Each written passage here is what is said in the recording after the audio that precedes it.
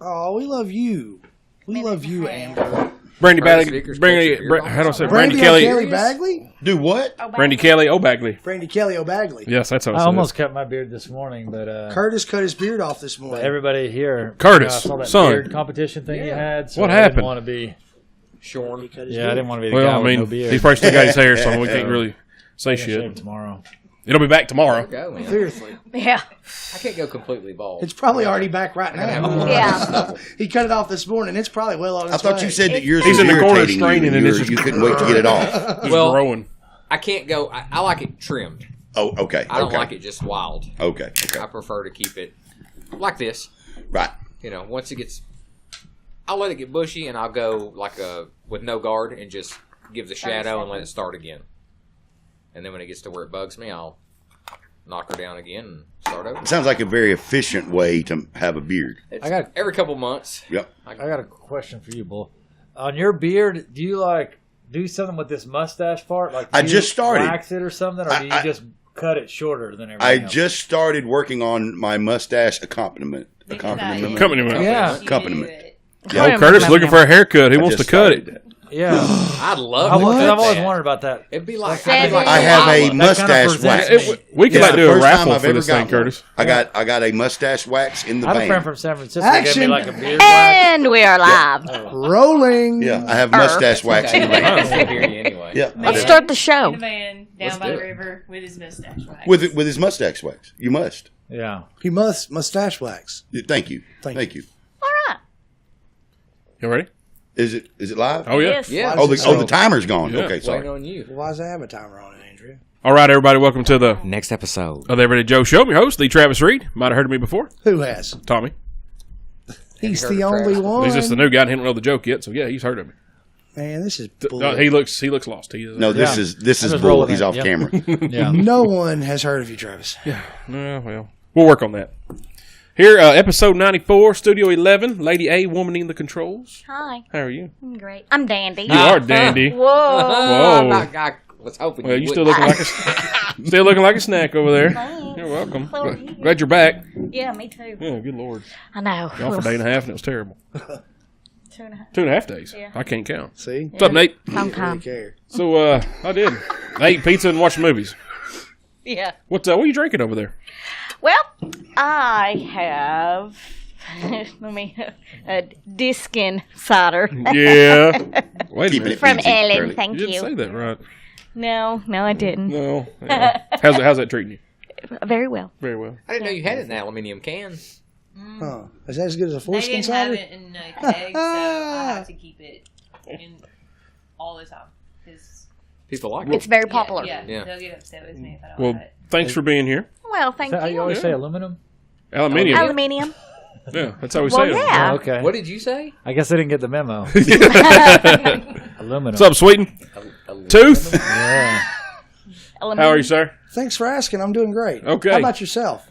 Fabulous. No. Wait. Fabulous. That's more Thank like you. it. Whew, I about screwed up my own stick there. Your shtick. My own shtick. Shtick. What are you pulling on tonight, man? I'll give you 3 guesses, and the That's first bit- 2 don't count. 23 flavors. You damn right, son. That Dr. Pepper, you love it. Man, it's good for you. I'm Is it? telling you. 10, 2, and 4. Does it cure Come what on, ails get you? in. Cures what ails you. I used to have a 10, 2, and 4 shirt with Dr. Pepper See? when I worked for Coke. It's classic. See, here we go again. How do you know you're on flavors 10, 2, and 4 right now? I don't. I was talking about what times you should drink a Dr. Pepper for your health. 10, 10, 2, and 4. God Currently, damn I'm on it. Dr. Pepper flavor. Let me see. That is most definitely tonight is a 3, 7, and 6 night. Wow. And it's in that order. It's not 3, 6, and 7. 3, 7, 6. And you got to just, your palate Darn. is just amazing. I'm trained. It is trained. I'm a Dr. Pepper aficionado. I'm proud of you. I'm out of my depth here. You don't drink soda. Special guest this evening, Tommy Clouse. How are you, sir? I'm doing great. How you doing? Good. You like this crap show you just stepped into, buddy? Yeah, I can't wait to learn more about Dr. Pepper. All of the, He's right there. Just Yeah, ask yeah, him. yeah. So Don't worry. They make this stuff in Plano, Texas. You can believe that. Plano. Yeah. Yeah, I Just have no plain reason old not Texas? to believe it. Right there beside Yeah. the tackle boxes. That's right. What you drinking this evening? I'm drinking Hudson IPA. Hutton and Smith. Hudson and Smith IPA. The IPA. It's good. It's not a super strong IPA taste, so it's actually just the kind of IPA I like. I like the IPAs. They hurt my tummy. Give you the scoots. No, It's yeah. nice. Oh yeah. Yeah, no. They taste great, though. I love them. But I can't Just do fall it. right out. Yeah, like I ran it. Yeah, well, you're done with that one. The eviction notice. That didn't last long. Yeah, holler at you. What's up, Charlie McCummon? All right, Tommy, thanks for being here. Yeah. Short Hey, notice, Charlie. man. This is it's gonna be great. El Conquistador said that's just barbecue water. Yeah. I like that one. What's wrong with him? Nothing. Did you beat him as a A child? little. Okay. Eli, Yes, Thank How are you, you? Caitlin. I'm good. I'm Team Dr. Pepper. what are you drinking? I'm drinking a Mueller, No Diet Mueller? Diet Mueller. All right. Thanks for being here. Likewise. Glad you're here. You know what? I said that last time, and I was spot on. He said it exactly the way I said it last time. I just wanted to point that out. You think he studied your Who was mannerisms? that? Did y'all hear that guy? Who was that? Yeah, he was putting his sexy voice on. I did. It goes That- with his mustache wax. Have you guys ever? Really It weird. comes with the My- voice. The voice My, comes my, with accom- my wax. accompaniment. Have you guys ever listened to Garth Brooks radio on Sirius? I have, actually. Have you noticed when Garth talks, he's like he gets this bedroom voice going on, and when he's introducing a song, he's talking all smooth. I can't stand it. It drives me nuts. Talk like a normal person. Why are you talking in your He's bedroom making up voice? for his bald Stopping hair. by at 107.9 That's what he's on doing. the radio. I'm not speaking from experience or anything. He is. Yeah. He's making up from his bald head. That's I have a bald head. I know, but That's a beautiful bald head, though. It is. I mean, I can't argue with that. Hello, everyone out there. you're not going Yeah, to. I know. Pronounce everybody Yeah. as I this know. bull. I'm glad you heard that. What's up, Ryan Brazier? Thank you. I own it. Davey Hey, Ryan. Stout. Hanging out in the peanut gallery this evening. We got Bull. Travulous. Yeah, good try. Yeah, it's close. Well, come up with your own shtick. Yeah. Oh, did he say that already? Sorry. Yeah. Well, there we go again. Were you standing up? Were you checking something? Say- Did you miss it? Say dandy. You're dandy. Oh, I'm dead. Yeah, there you go. And now Like tell a us. tasty snack. Did you see the smile on his face when he said Dandy? You Thank look at you, him. Toots. You know what the funniest thing about Bull is when you made that face just now, it was so cute because it kind of looked like I can already picture you with no teeth. Like you had that beard face. And it was like you're looking right in there. Look, That's not fair. People can't see this. You know who he remind me of? You know the guy at the end of Jackass that throws the confetti? yes. Yeah. You look at him as like that guy Yeah. loves tapioca. Yeah. I don't, actually. I don't. You will. Give it time. Brazier, we need to talk. I miss you, buddy. Well, thanks for being here tonight, sir. Thank you for having me. You're welcome. Oh, I'm sorry. Thank you all for having me. Oh, there you go. Thank you very much. You're welcome. Ellen, Hello. how are you? I'm good. Good talk. You're really good at this. So if next time, Ellen, you could just turn down the enthusiasm just a skosh. That was too much. We don't need all the flame. Yeah. You can't out enthuse me. No, you can't. That's impossible. Mark Anderton. But she just did. She really did. Hello, Mark. Hey. Hey. Hello. Hey. Who's next? That gentleman right there is next. How are you doing this evening? Honored. You know, seen you a million times at 4 or 5 at Harvest. Close. Yeah. And always talk, you ask about the show. And I'm glad you're here. You get to witness this crap firsthand. Been trying to get him to witness this crap firsthand for quite a few days. Yeah. Well, he'll never be back.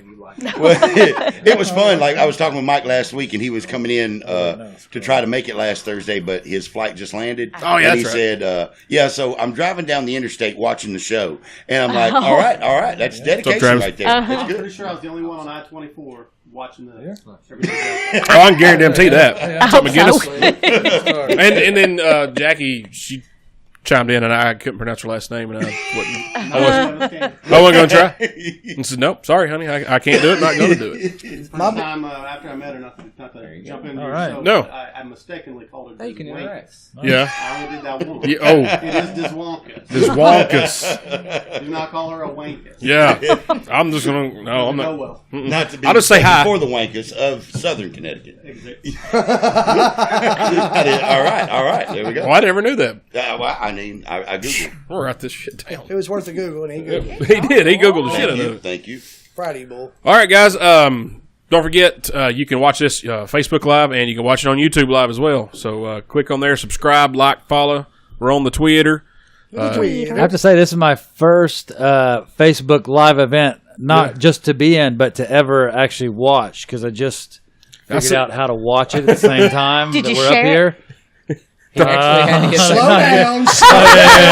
Easy. You're about to Hey, mile easy. down. Yeah. before you walk. Okay? Well, if Yeah. one of y'all can Eli just do knows that he's for the him. one that already had to cheat off his paper to get this far. Yeah. He told us the answers. Yeah, exactly. How many I degrees? rolled the motto. This guy went. No, you went to MIT. He went to Stanford. So. No, I didn't go. No, No, I you didn't say didn't? that at all. Oh. I enrolled. Roll. You filled out the app. I Let's did. clarify. Yeah, I actually went. Hello, Tanner Mallard. How are you, sir? How is Courtney? Tell her I said hello. I hope we're well. Lady A, we're up to 27 people. Better hurry up and get your share girl out there. Share goal, we got 20 something last time, 28. so let's do 25 this week. So we got 29 people watching, 30. All 30 y'all, please like and share. Wrap me I up. feel like our share goal should be always somewhere close to the number that's already on the screen. Okay, 30. 30 is Thank our you. share goal. How about that? Edited share goal. If all 31 of you people will share, then we'll have at least 30 shares. Yeah. Now there's 32, 34. 34, it's Wait, keep climbing. climbing. It is huge. So we're gonna see the rest of the show to see if who's gonna watch. Coach Mine's Wilder's still watching. This is another one of those shows where people are just going to watch us count. Yeah. Yes. I love those shows where they just watch us count all night. Today is brought to you by the It was letter a lot like 35. Sesame Street. The letter 35. Is that, so that's the Just a letter new share goal. zero. Yeah. That's the letter zero, right? Not the number zero. K is in cat. What do you mean? I had a guy the other day. I was reading off some numbers to him, and he said, "Whoa, hang on. Now, is that the number zero or the letter zero?" Oh.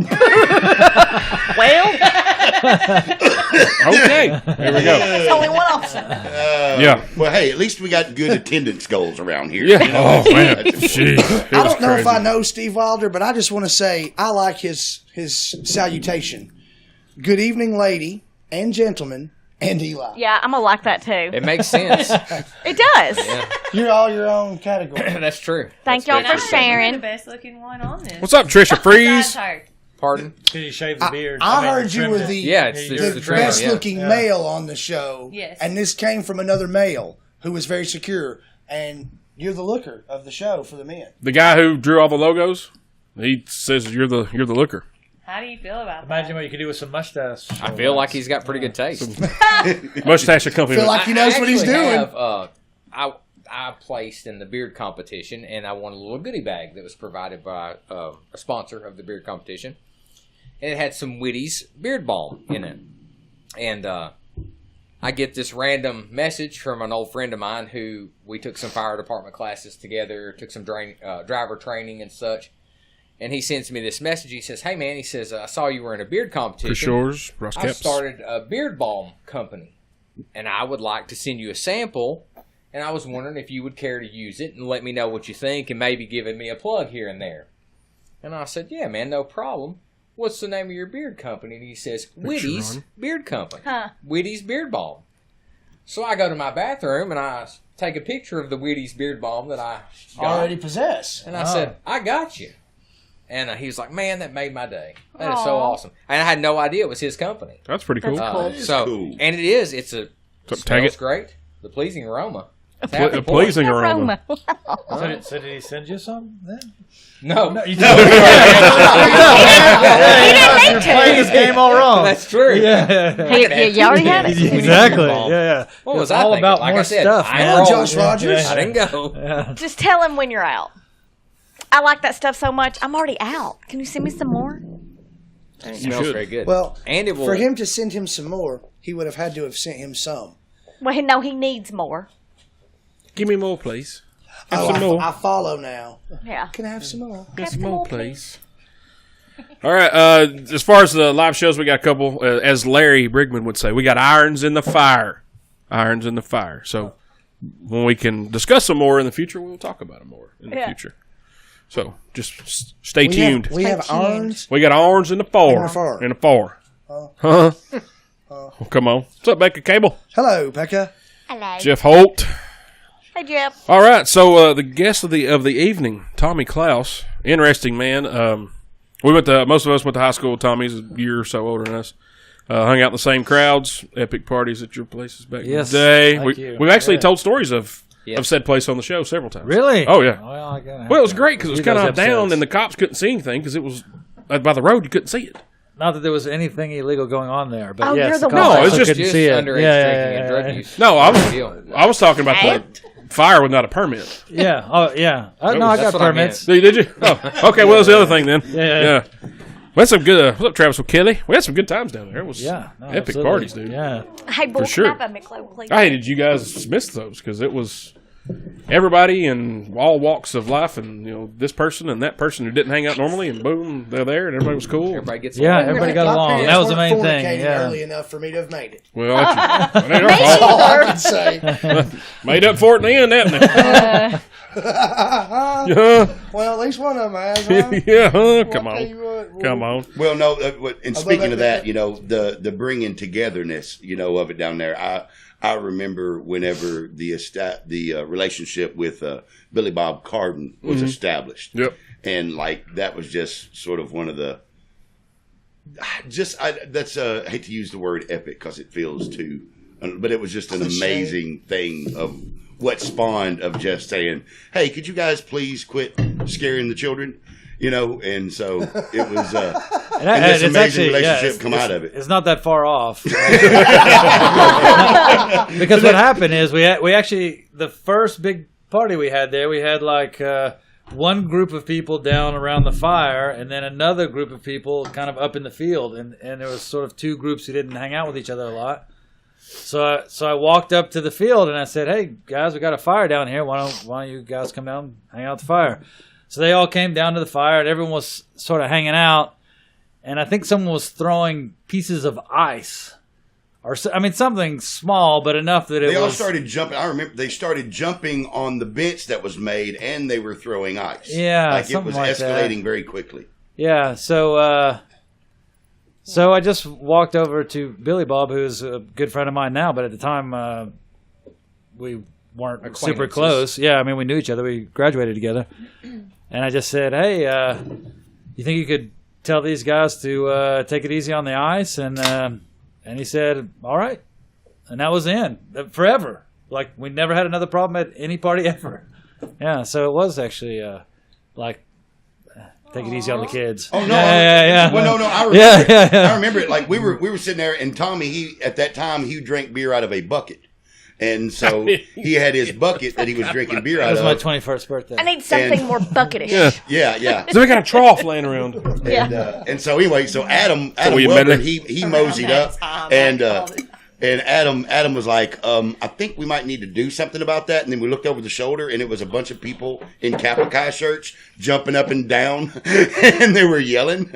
And Tom's like, "Yeah." And so I was like, "All right." Some people don't know what the Kappa Chi is. Well, we're talking to locals here, so if they don't know, they can Google There's it. somebody from Indiana listening right now, one of Mike's buddies. So there was a group of individuals that preferred to wrestle in mud and say yeehaw often. And Curtis has a good question. it He was a says, "Which fraternity. which Billy Bob?" Which That's Billy actually Bob? Carden, Billy Bob Carden. but that's a good question. Yeah, I'm sorry, Billy Bob Carden. But yeah, no, it was a cool. And once again, as drunk as I got, and as large as I don't remember, I do remember that night. I remember it very well. So you must have started it sober. I don't remember. I drank a lot. I remember the instance. I remember Adam walking up because Adam was the den mother. Adam was the den mother of the farm, and so Curtis remembers. That's what he said. Hell yeah, I remember. Yeah. You remember? The one time I was out, I've been out several times. One time I was there talking to somebody, and I was on the other side of the fire next to, I guess it goes down to a creek or something, just drops off the earth. Yeah. So I'm sitting there Gotta watch talking, that. and because I'm talking, and I said blah blah blah blah, and the guy's like, "Yeah, so Travis, where'd you go?" And I stepped off the earth. I'm down in a holler going, "How the hell am I gonna get out of here?" I landed on my feet, which was. Was you wearing Vans? No. Or Cats. I probably had Jordans. I don't know. They got ruined though. Yeah, that was crazy. So Tommy went to high school here. You went out to college at Stanford. I did. How was that? It was fantastic. Bull knows he came out to visit. So Justin Clark. Yeah, it was an interesting time Big to Al. be there because I was there in the mid '90s, which was the first internet revolution. So yeah, so for example, in my freshman dorm, there were some guys doing it seemed like a pyramid scheme. It was like these guys would come around and basically they said, oh, these guys would come around the dorm. They said they'd pay us $10 for getting on the computer and like clicking on this and doing this and that, and it all just sounded crazy to me. And I said, these guys are idiots. And then like a week later, they all got checks for like a couple $1,000. Holy cow. Freshman year of college, like for doing a weekend's worth of work.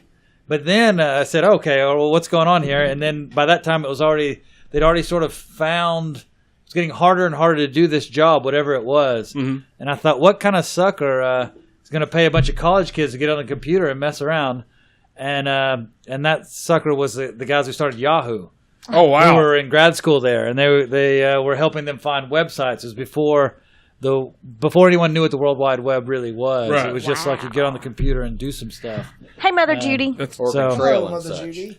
Yeah. Oregon Trail. Yeah. It was like Oregon Trail was the computer as far as I knew. Yeah. But so that was one thing about it. I think another great thing about it is just the type of people you meet there, just in terms of faculty and students. You know, there's a lot of interesting people from all over the world. Definitely, I mean, I certainly loved growing up here, but it was also great to be in a place with people from all over the world who were doing things that they were passionate about. Yeah, that's pretty cool, man. The guys started Yahoo.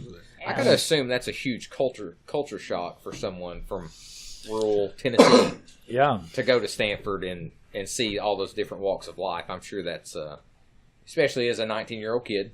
Yeah. Or 18, I don't know how old 18, you were, yeah. but 18, 19 years old. That had to have been, whoa.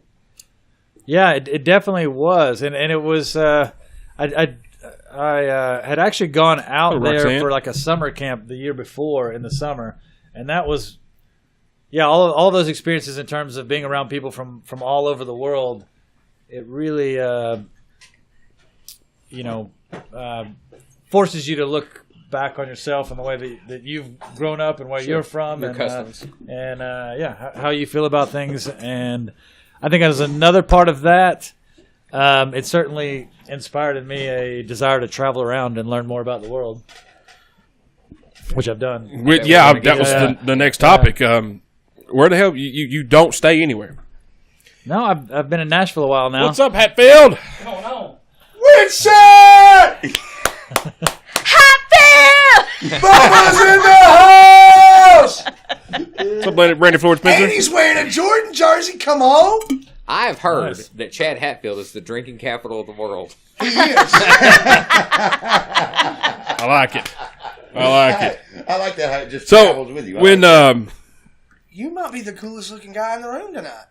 I'm kidding you not, dude. That shirt, like We it's. need to flip that thing around. Show the. Just go viewers, stand in right? front of it. Yeah. Hey, come on, Chad, show Just get this. Yeah, come on, give 'em- Yeah, come on, buddy. Just put your chest out there for it. Oh, yeah.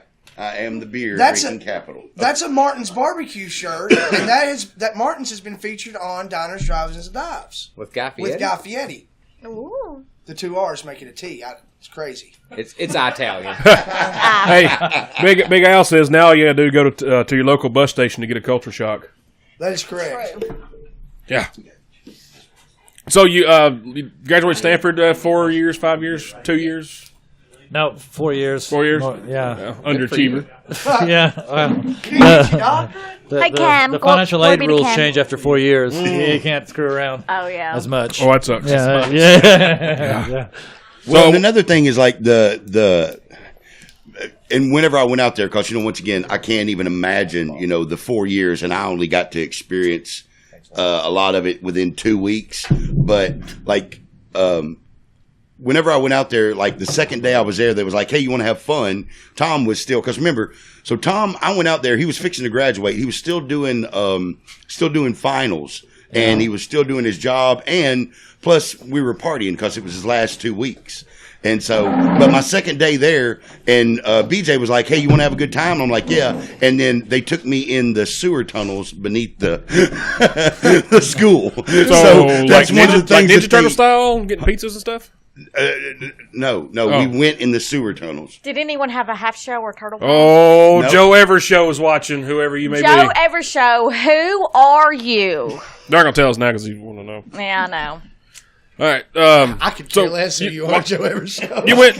Actually, I think I missed the sewer tunnels. I was studying that day, and BJ took you down. Oh yeah, there. BJ. Yeah, that's what we done that whole night. Yeah, Yeah. like I went. It was so cool. BJ was like, "Hey, look, I've got a great."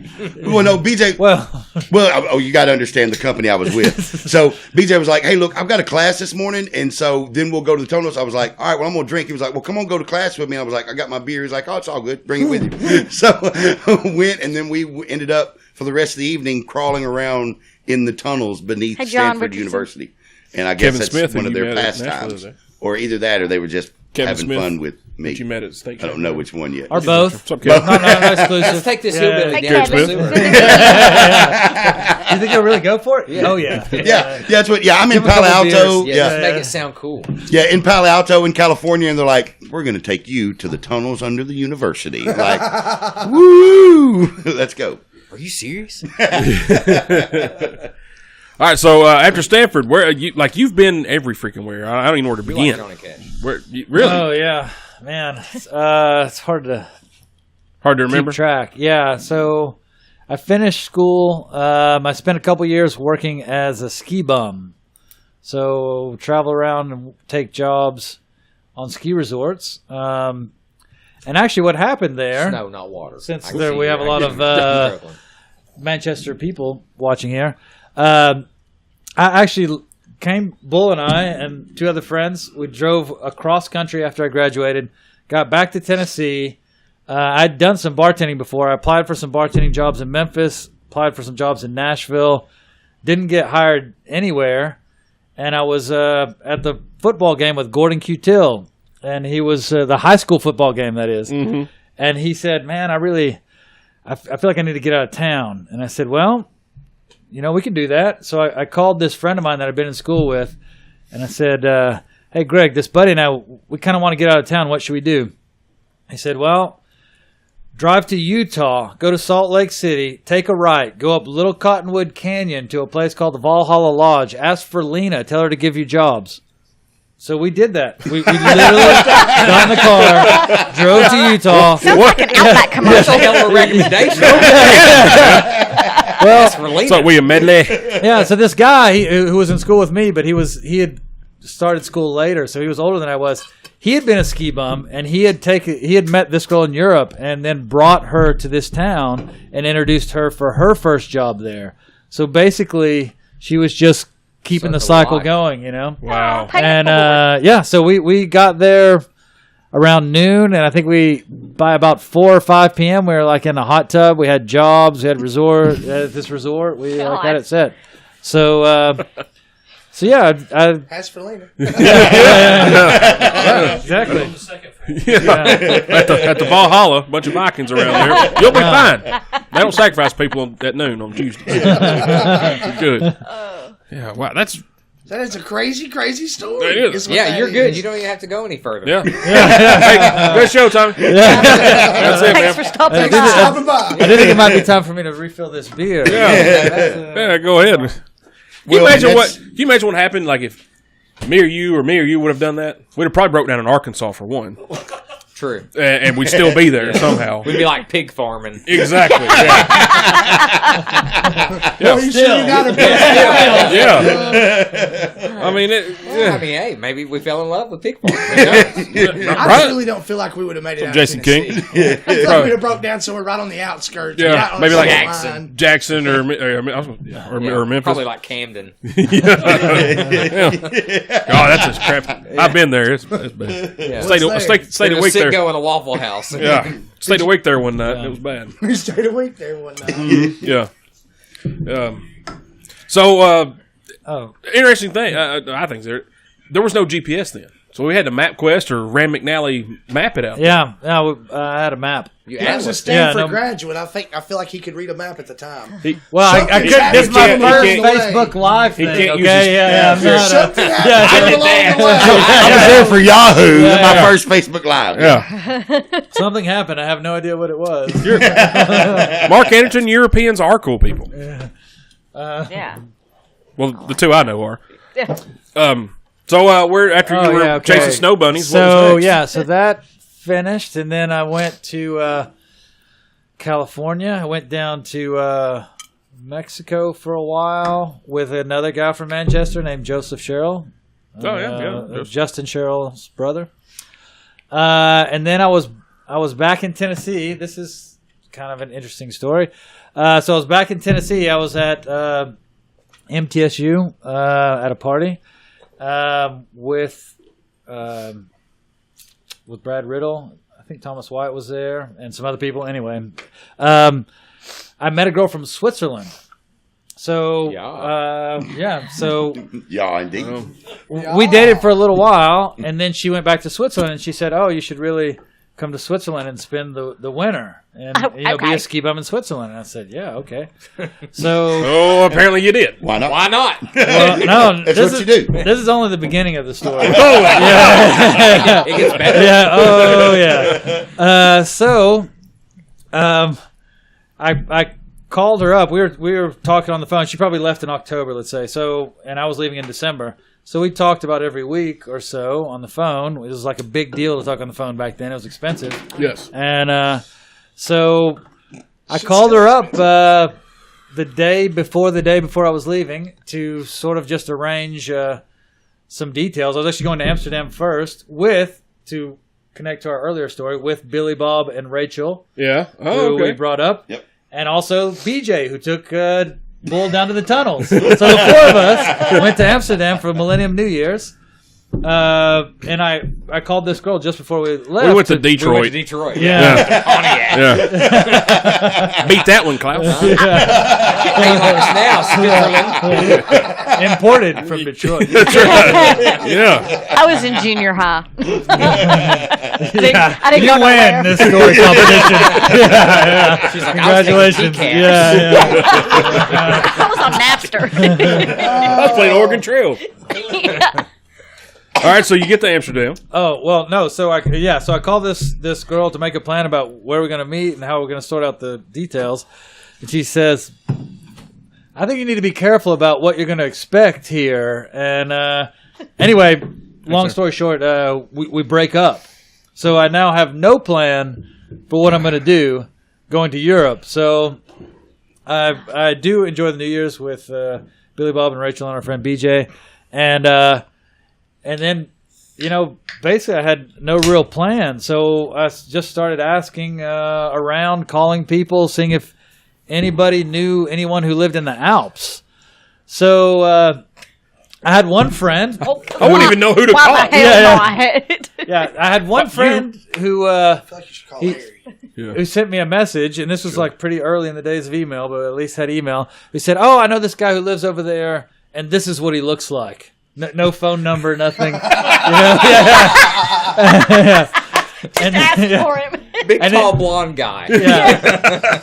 And then our friend BJ that we were talking about before said, "Well, my former rugby coach's sister lives in the French Alps, so I can probably track down her phone number if you want." And I said, "Well, I have no other lead, so yeah, if you could do that, that'd be great, So anyway, he got her phone number, and I ended up leaving Amsterdam, going to London, where I had a friend or two there, and I called my friend's former rugby coach's sister in the Alps and said, like, "Hey,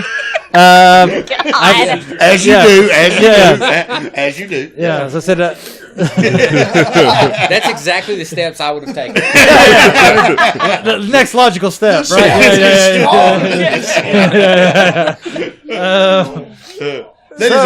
I think you just won points for fitting rugby in that sentence right there. Yeah, just alone.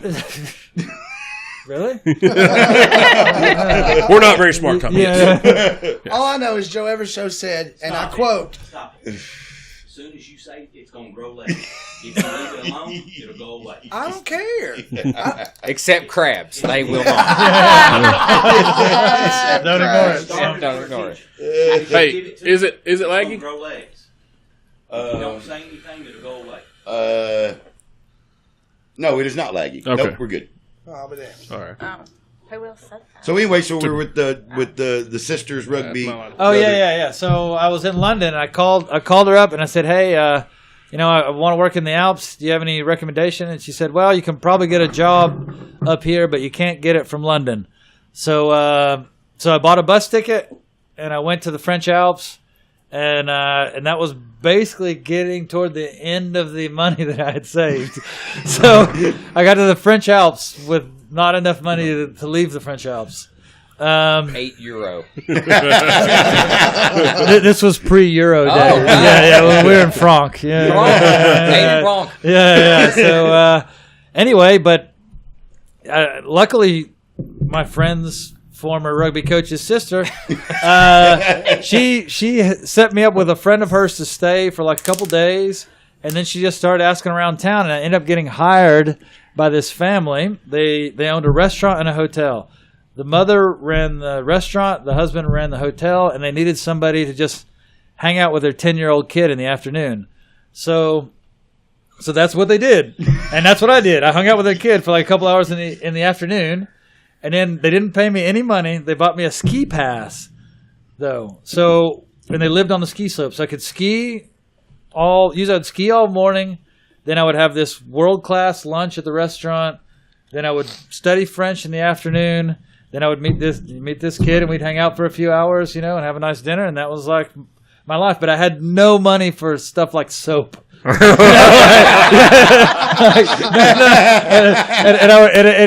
when I would go out to a bar, I would just buy. You could buy a half pint, and I would just hold it. I wouldn't drink it. I would just just sip on it real slow because it needed it to last the whole night.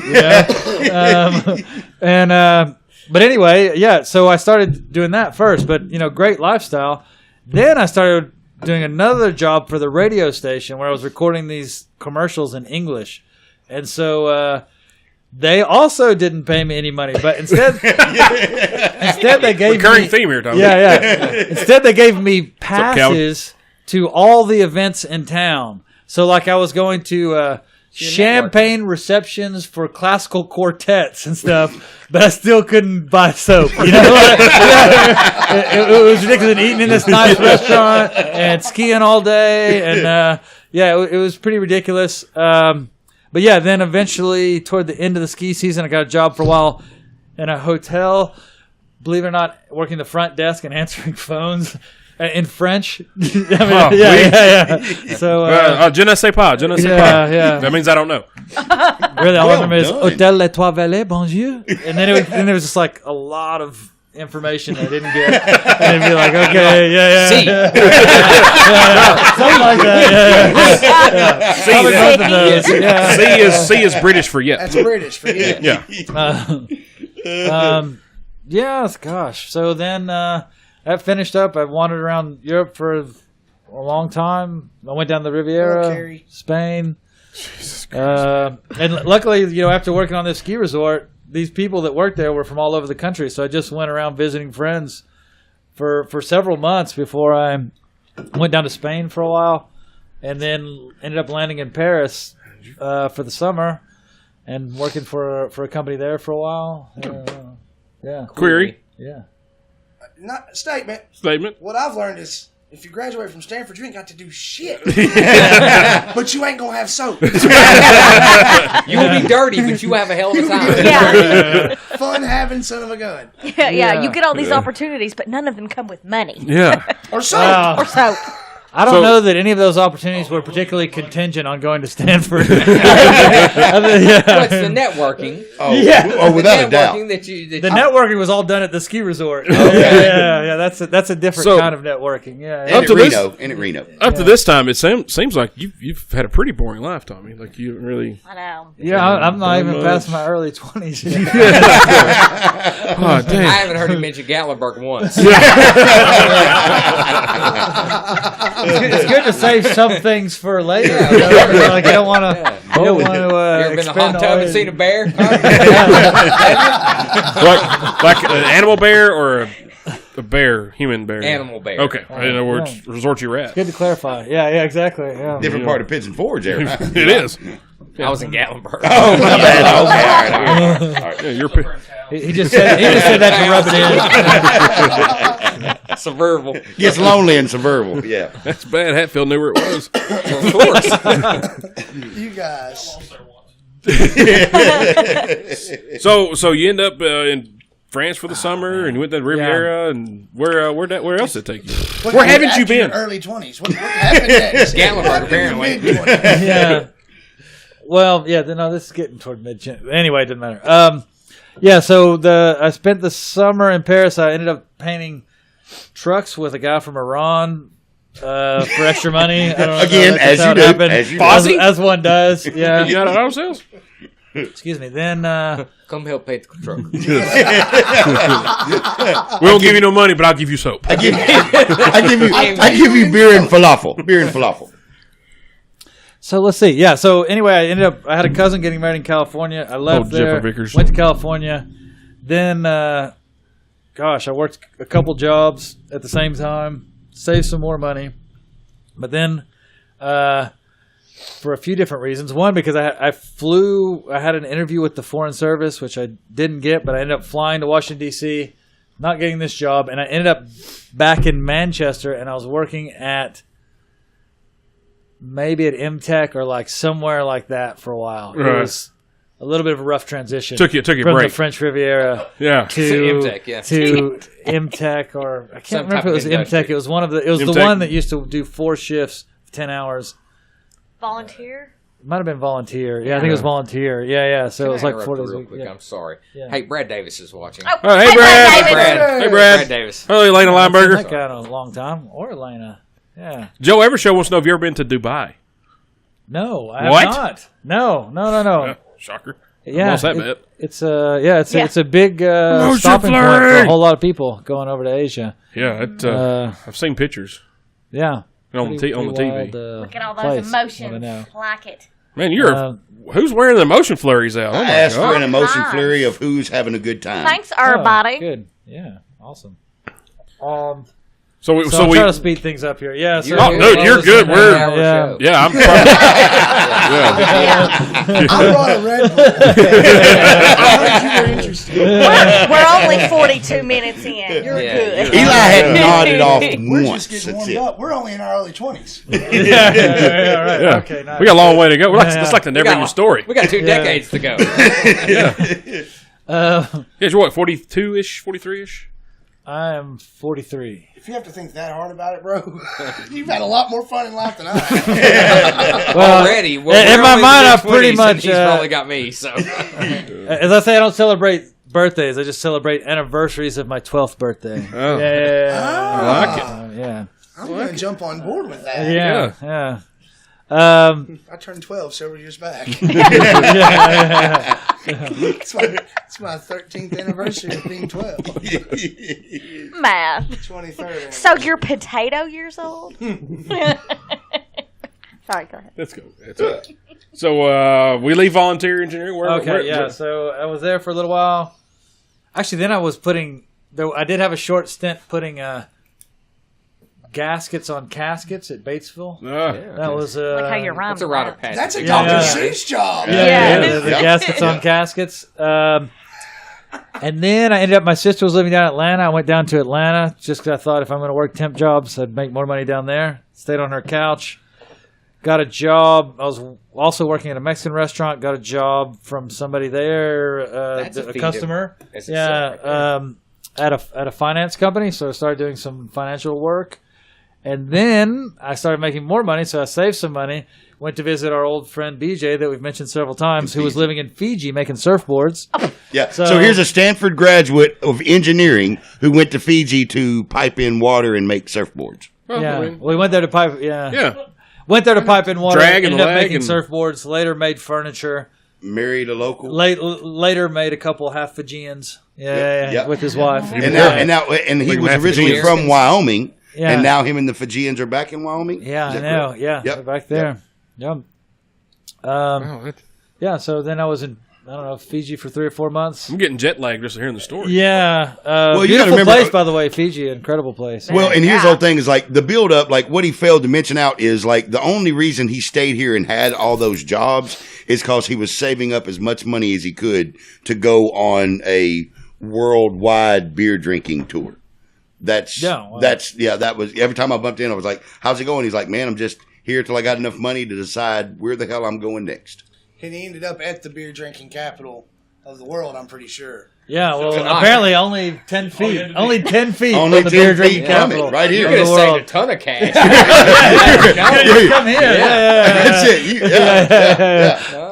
You're here. You are For here. $2 in gas, you could Well, you would know, have been done. sometimes Soap, it moisturizer, yeah. you could have had it all. Beard bombs. Beard bombs. Yeah, well, Beer. sometimes it takes a while, you know, to find out what was underneath your That's nose true. all along.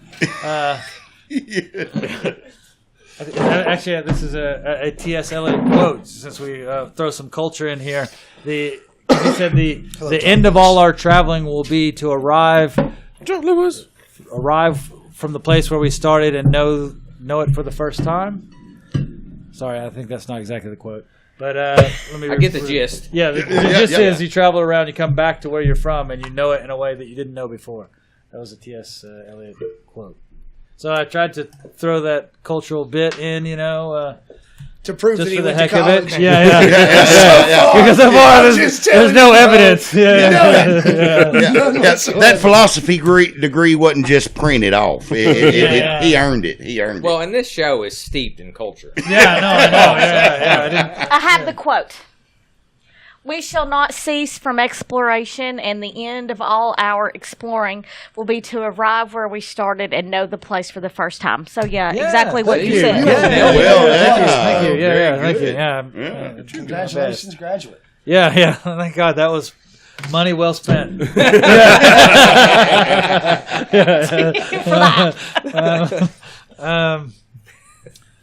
Gosh. So where was I? Fiji. Then I had to write this back shit in down. I can never remember California. this. I need to write this stuff down. I'm gonna forget it. You should write a freaking book. I know, One day yeah. I can say, where was I? Fiji. Yeah. Fiji.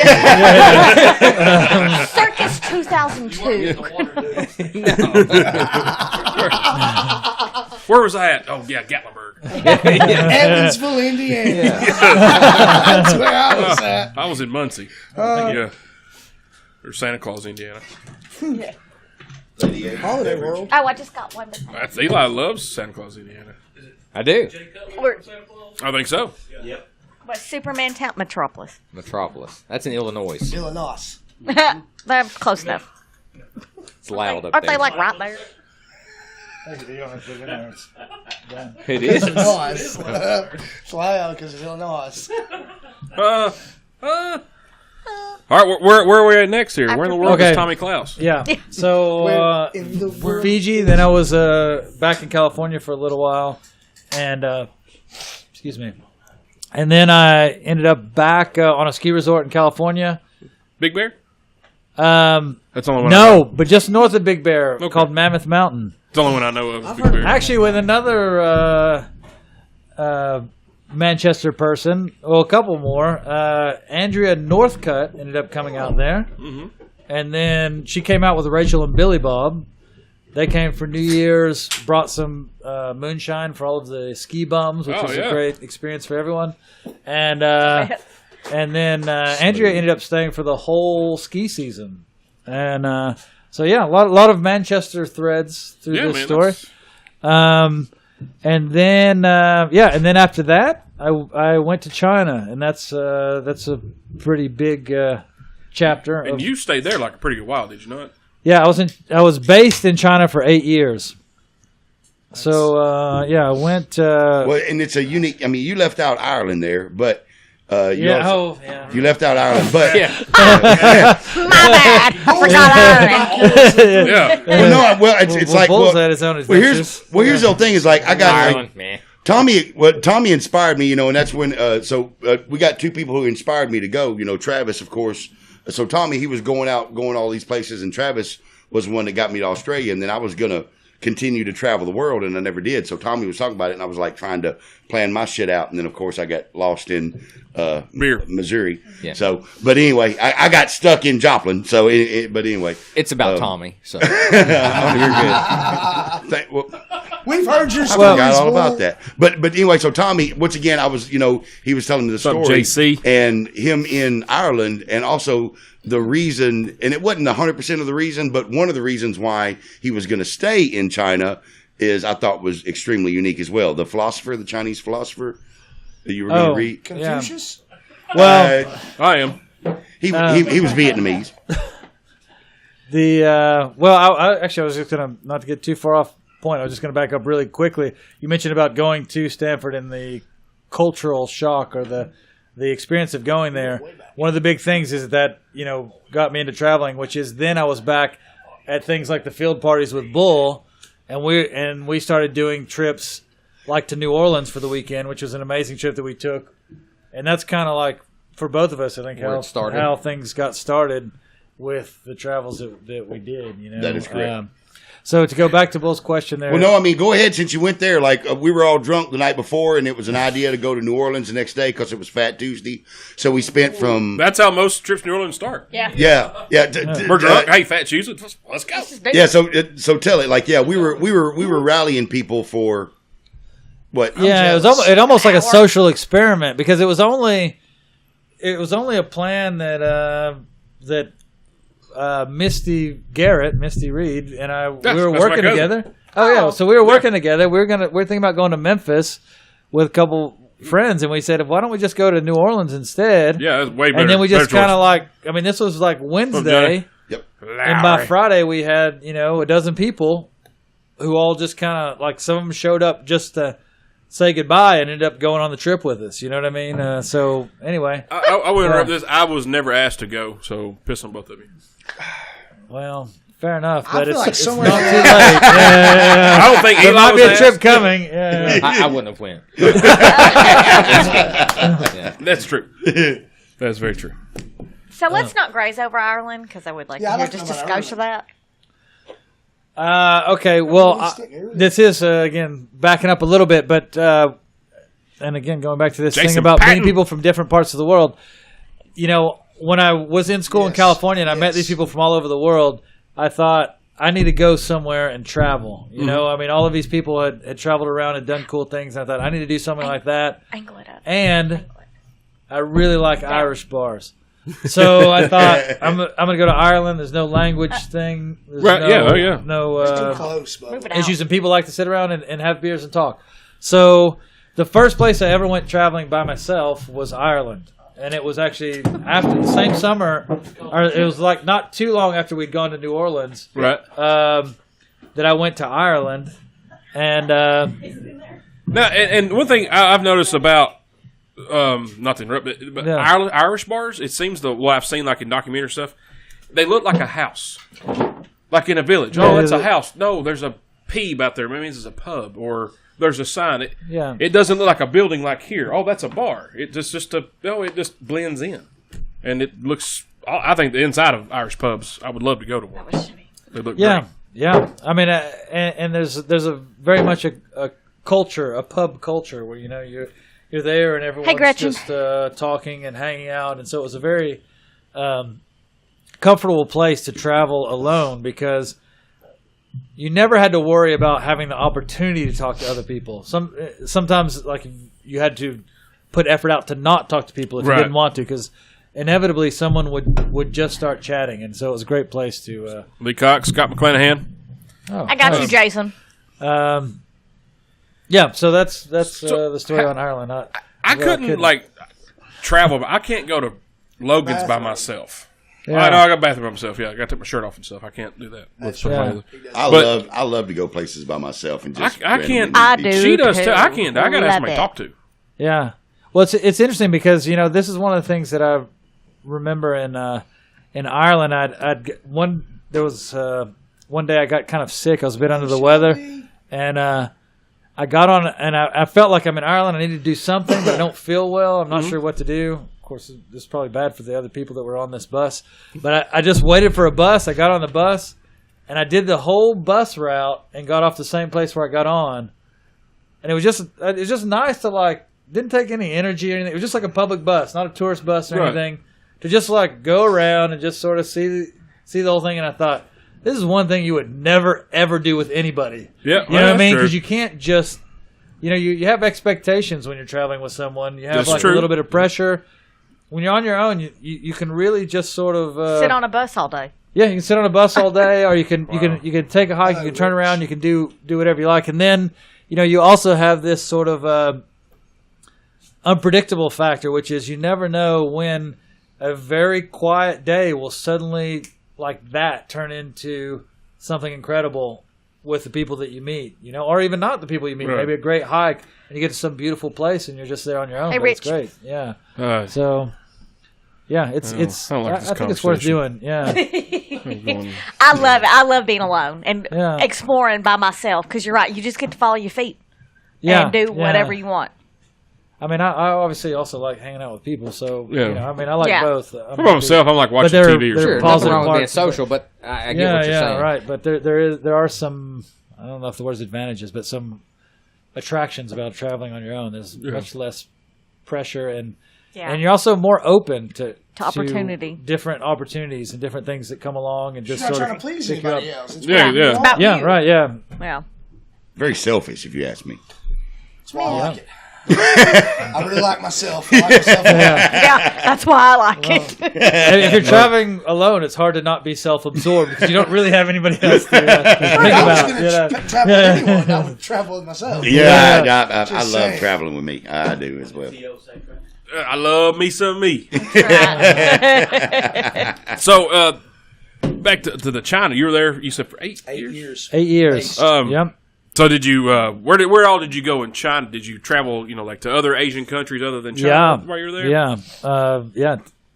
So I went to China first. Well, first can you ask for another beer in Chinese, please? Well, 我还要一瓶啤酒，还是就是一杯啤酒。 Damn, that takes too long. You just Una cerveza. That's why I love the Spanish people. No, so everything in Tsingtao. Una más cerveza, por favor. I'm just trying to think. I don't know how you ask for fancy beer. Like, China, because they don't really have as much fancy beer. But What's up, Larry Brown? Why is Hadfield on right now? He needs to be on with Tommy. He's hilarious. So what we could do and is the beer drinking capital. And he is He is the beer drinking we can capital. film a reality show where Hadfield and Klaus go around traveling and drinking beer and shit. Well, I love that'd be pretty fun. Yeah, Camille's probably all in on that.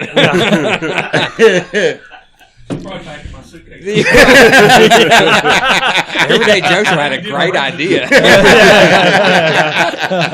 Well, Alimony's. how are you tonight, Larry? Hello, Larry. So, where all did you go while you was in China? So I went there. I worked at a summer camp for about a month or two. They paid for my ticket over there. Then No money. Then I went traveling around for. While I was there, I started looking for jobs teaching. So I got a job teaching, and it was lined up to start in a month later or something. So I went traveling around for a month. Went to Tibet.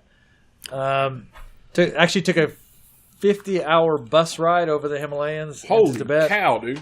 Oh, that's Quite awesome. insane. And then That was probably a less relaxing bus ride than the previous one. it's a rough one because you go through like 15,000 foot Feet of passes. elevation. Yeah. So everyone gets sick. Oh yeah. Like the whole bus, and you can't. They'll stop for like a bathroom break, and you get to the door of the bus, and you have to sit down and rest. Yeah. To And you like walk to the bathroom door and sit down and rest. And then, Oh, kind of like we did when we went to Denver. We were like, "Whoa, God, man!" Man, that I 8,000 remember feet. that. I was fine. But it's probably like I was lighter there. it's probably like three times the altitude of Denver. More or less. Yeah, I could have made it. No. Anyway, then I taught school in a small town by Chinese standards. I mean, probably like 300,000, 400,000 people. Were you teaching English? Yeah, Town. teaching English. Yeah. I mean, I don't feel like they needed your help with the math as much. Not as much. No. More on the English Mulberry. part. Yeah. Actually, this is one thing I really love about China.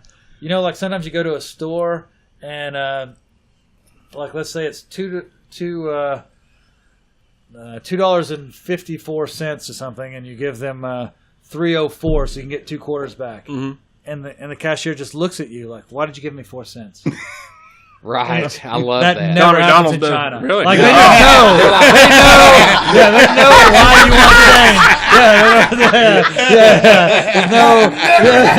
There's no confusion. Wherever you go, they understand why you want the change that you want. And then they don't like mess it up and give you 5 dimes. No. They don't use the abacus or anything. Or It's whatever. awesome. There you go. Yeah. You can put it in the bubblegum machine. So I spent a year in this relatively small town teaching English. Then I again went traveling around, and I was thinking about maybe leaving China. I spent 3 or 4 months traveling around, and then got an email message from a friend in Beijing who said, "Hey, look! Check out these jobs. Check out these jobs in Beijing." So one of them was for an English editor for a magazine. So it's a Chinese magazine, but they're looking for someone to edit their English website. Right. So I applied for the job, got the job, ended up moving to Beijing. Again, this is an interesting story. So I don't know if anyone remembers this was in 2003. There was something called SARS. Mm-hmm. It was Yeah. this Wear the epidemic mask. all over China, right? So I applied for this job in late 2003, and I got hired. This magazine, as it turns out, had broken the story about SARS earlier in 2003. Mm-hmm. So when they reported on this story, it wasn't sure what the Chinese government was going to do. Were they going to go after the journalists or go after the people in Beijing who were hiding some of the sick people? Right. And the government decided that they would come down on the Beijing people or the people that were hiding on the government. So in other words, this magazine got to be really famous right before I started working there. Mm. So I started working there without any understanding of any of this. And suddenly, every time any foreign business person, professor, journalist, diplomat was in town, they wanted to meet with the editor of this magazine. Hey, and she Amber. would always bring me along as the token foreigner. So I got to be in all of these insane meetings with all these incredible people, with this editor who's still a good friend of mine, who's arguably the most famous journalist in China, at least in some respects. Oh, wow. And it all just happened from an internet ad that I was lucky enough to respond to. And so Buy me a lottery ticket, please. Shit. Yeah. Just randomly pick them, Tommy. The longer I sit here, the more I realize how much I fucked my life. Andy Elda. I mean, I have the most amazing children on earth, but that's That's it. That's all you got. glory be to Kim and the kids. I got 4 things right. Took 37 years to get it. Holy crap! And happy birthday, by the way, to Hey, Tooth. thanks, Yes, guys. happy You're birthday. welcome. Happy Cheers. birthday. Andy Elda, how you feeling, buddy? happy anniversary of your 12th birthday. Thank you very much. So, It's my 23rd anniversary of my 12th birthday. Yeah, one of those numbers. now Gordon, he was over there in China. Well, he was in China when you were there. Yeah. Did y'all, I'm sure y'all hung out. Oh, and yeah. everything. No. 'Cause Well, that's a whole other story. I've actually. talked to Yeah, Gordon. yeah. I didn't, That's talked to a him in whole nother depth. But story altogether. So, to review here, Gordon and I, we also went to work on the ski resort together. So after I'd been in China for a few years, during which time some interesting things happened that we can maybe come back to. But anyway, Gordon, I was back in Tennessee, and Gordon was about to graduate. So he'd come home from the ski resort. He'd moved to Knoxville in with his brother. He'd gone to Pellissippi State, transferred into UT, then got accepted to the design school, graduated with a degree in graphic design. So he was on the verge of graduating, And I was living in China, and he said, I'm not sure what I'm going to do when I graduate. I said, well, come to China, you know. And so he said, all right, I'll do it. So basically he graduated. Why not? Yeah. He worked for like What's a up, month Ben? or two to save some money, and then he moved to China. And so he moved there, and What's up, Hatler? yeah, so he lived on my couch for a while, and then and he was kind of like trying to figure out what to do. For a while, he was working for a Russian fashion designer. You know, we In China. Oh, yeah. In China. Yep. Yeah. As you do, of course. Yeah. As you do. They pay As him? you Do do. they pay him in soap? Or well, yeah, I'm not sure how can't that speak for particular that. deal worked out. He No, we he can't talk about was one of his early and random have a jobs machine. was as an extra in Kite Runner. He was in that movie Kite Runner for about 1 second. Gordon was? Yeah, Gordon was. Yeah. Oh, okay. So if you see, there's some scene where there's like some Taliban guys and the gates are opening and closing. Yeah. He's one of those Taliban guys. Poor Gordon. Yeah. Hey, y'all, you remember that movie, Baby Boy? I was in that movie. You know the scene where Tyrese is on the front porch? And Baby Boy, well, I was in the house. Oh yeah. I was in the movie then. Yeah. Extras. Yeah. Extras. I didn't get Yeah. John Meacham. What's up, buddy? I love him. We still got some of your salsa. Well, there ain't much left of it, but we may need refills. I'm gonna need some more bologna and kibasa. Yeah, talk to me. Bologna. John Meacham was at a few of those parties Was he? today. Hello, Jeremy Taylor. I just found 6 degrees. Yep.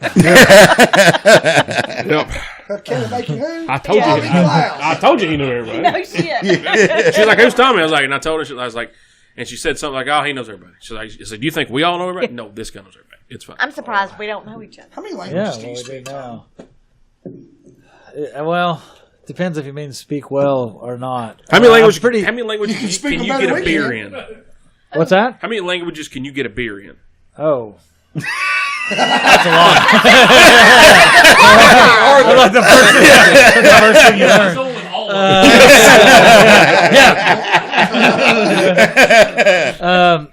No, but I speak Chinese and Spanish fairly well. I used to speak French. Kind of forgot a lot of that. Oh, hey, Tommy, if Spoke you're not some paying Portuguese. attention, John Meacham said hello specifically Oh, to you. good. Yeah. Oh, so screw the rest of us, right? Thanks, Meacham. Yeah, he always calls everybody beautiful, except, especially you, Eli. I plugged your salsa and everything. Travis Travis Kelly Kelly. said hi. Oh, nice. Yeah. We jinxed. What was I talking about there? The languages you can order Oh, beer. language. You'd say Yeah. you'd forgotten most of the French, but Yeah, I also I learned some Portuguese. I was in Brazil for a while. Yeah, why not? Did learn a little bit of Indonesian once. I was in Indonesia for a while. Yeah. It's gonna be a 2-part show here. Joke. Tommy, don't go to the country for a little while. Come back. Netflix is gonna call this guy and do like a whole No shit. documentary. Have you seen the was break off subject for 1 second? There was a documentary. I can't remember the name of it.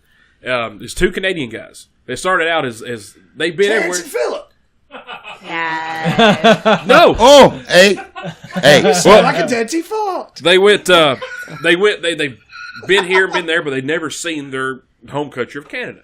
So they took a road trip across Canada, and saw this and saw that, which was pretty neat.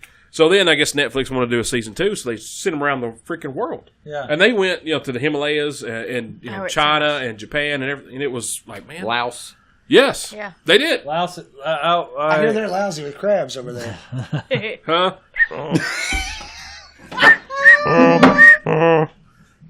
I'll tell you as a little plug for Laos. Yeah. I always say Laos is like the Tennessee of Asia. It is amazing. I love it there. They have like dollar bottles of whiskey. Oh yeah. They Like have Fort very Calvert good and local shit? beer. They have lots of river. They have no coastline. They have lots of rivers and forest and rope swings and just like people hanging out. It's an amazing place. There's a lot of Yeah. Laotians in Tennessee too. I know. Murfreesboro. Yeah, Oh, gosh, Jets. yes. Murfreesboro. God. What's up, Benny and the Jets? Yeah. Shelbyville Yeah. as well. Yep.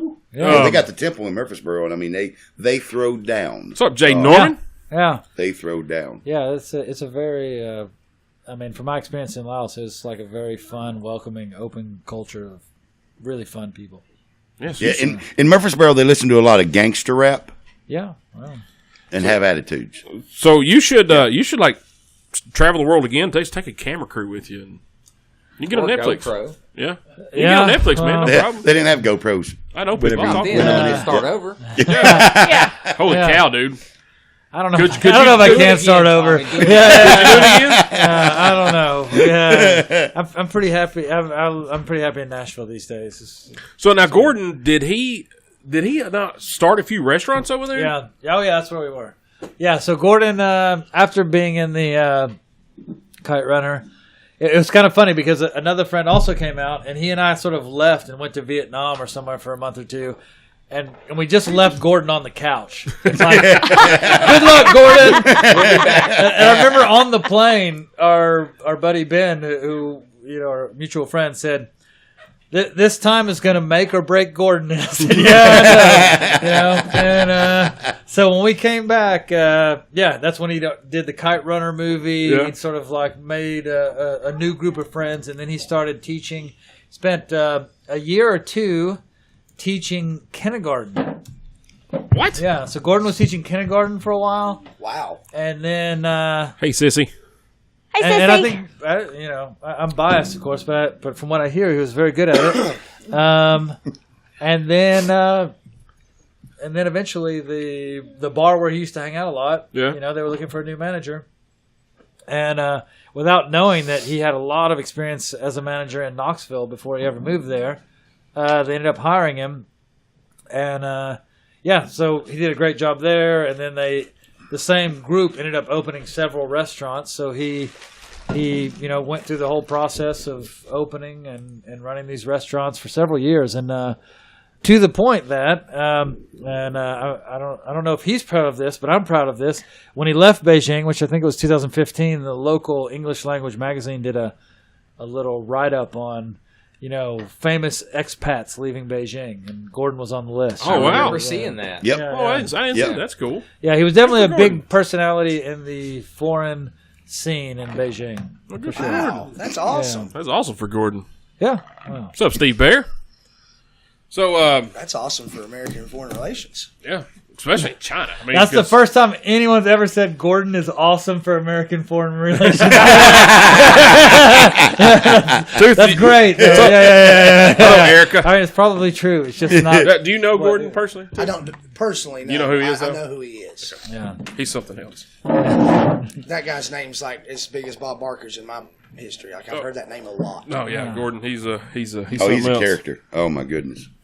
Got Bites of Europe. Erica chiming in. What's up, girl? Hello, Kim Martin. Glory be to you. So we spent some time in China. Oh yeah. Did you go to like Australia or New Zealand or something? Or? No, actually, I've never been to Australia or New Zealand.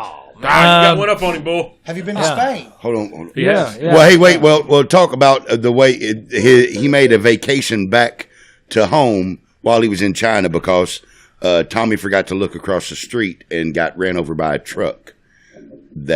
Yeah, this is a longer story.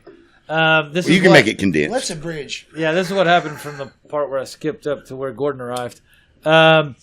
So you may hear these stories about like in China, sometimes they hire foreign people to go to events just to be foreign people because they just like need Tourism. some white face, not tourism. They need just some white faces in like a business meeting or something. You know what I mean? Like they Right. want to say Show like that diversity. they say like, "Hey, Eli, just sit here and don't say anything, and we're gonna negotiate this business deal." Eli gets out a And lot. just the fact that you're here and that you do a better I'll do job this. keeping your beard trimmed, you're gonna like project some kind of international presence, So Kim Brown. I had an experience like this where this town in China they were going to have an international trade fair, but they had no international people coming. So this PR firm in Beijing said like, "Hey, at all events, I was at a poetry reading, and some guy says like." There's no way. No way.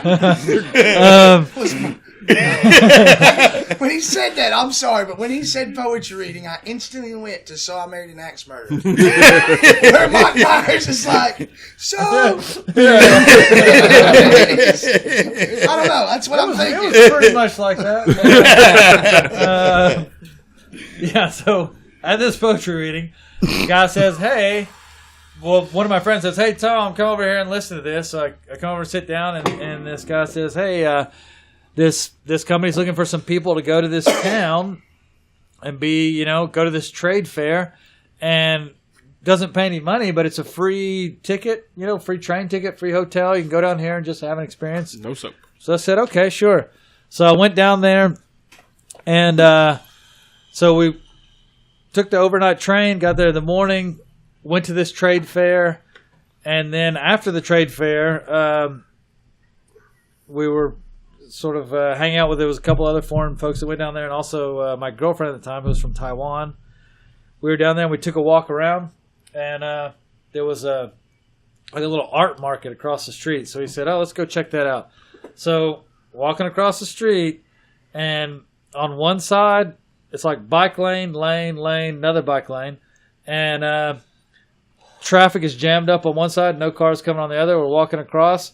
This truck comes along, and when it sees the traffic, swerves to the wrong side of the road to get around the traffic while I'm in the street. So I see the truck driver sees me. We kind of have this thing like, okay, what's going to happen here? And you lose. We kind of have this, who's going to stop first? To be fair, we were playing chicken in Beijing.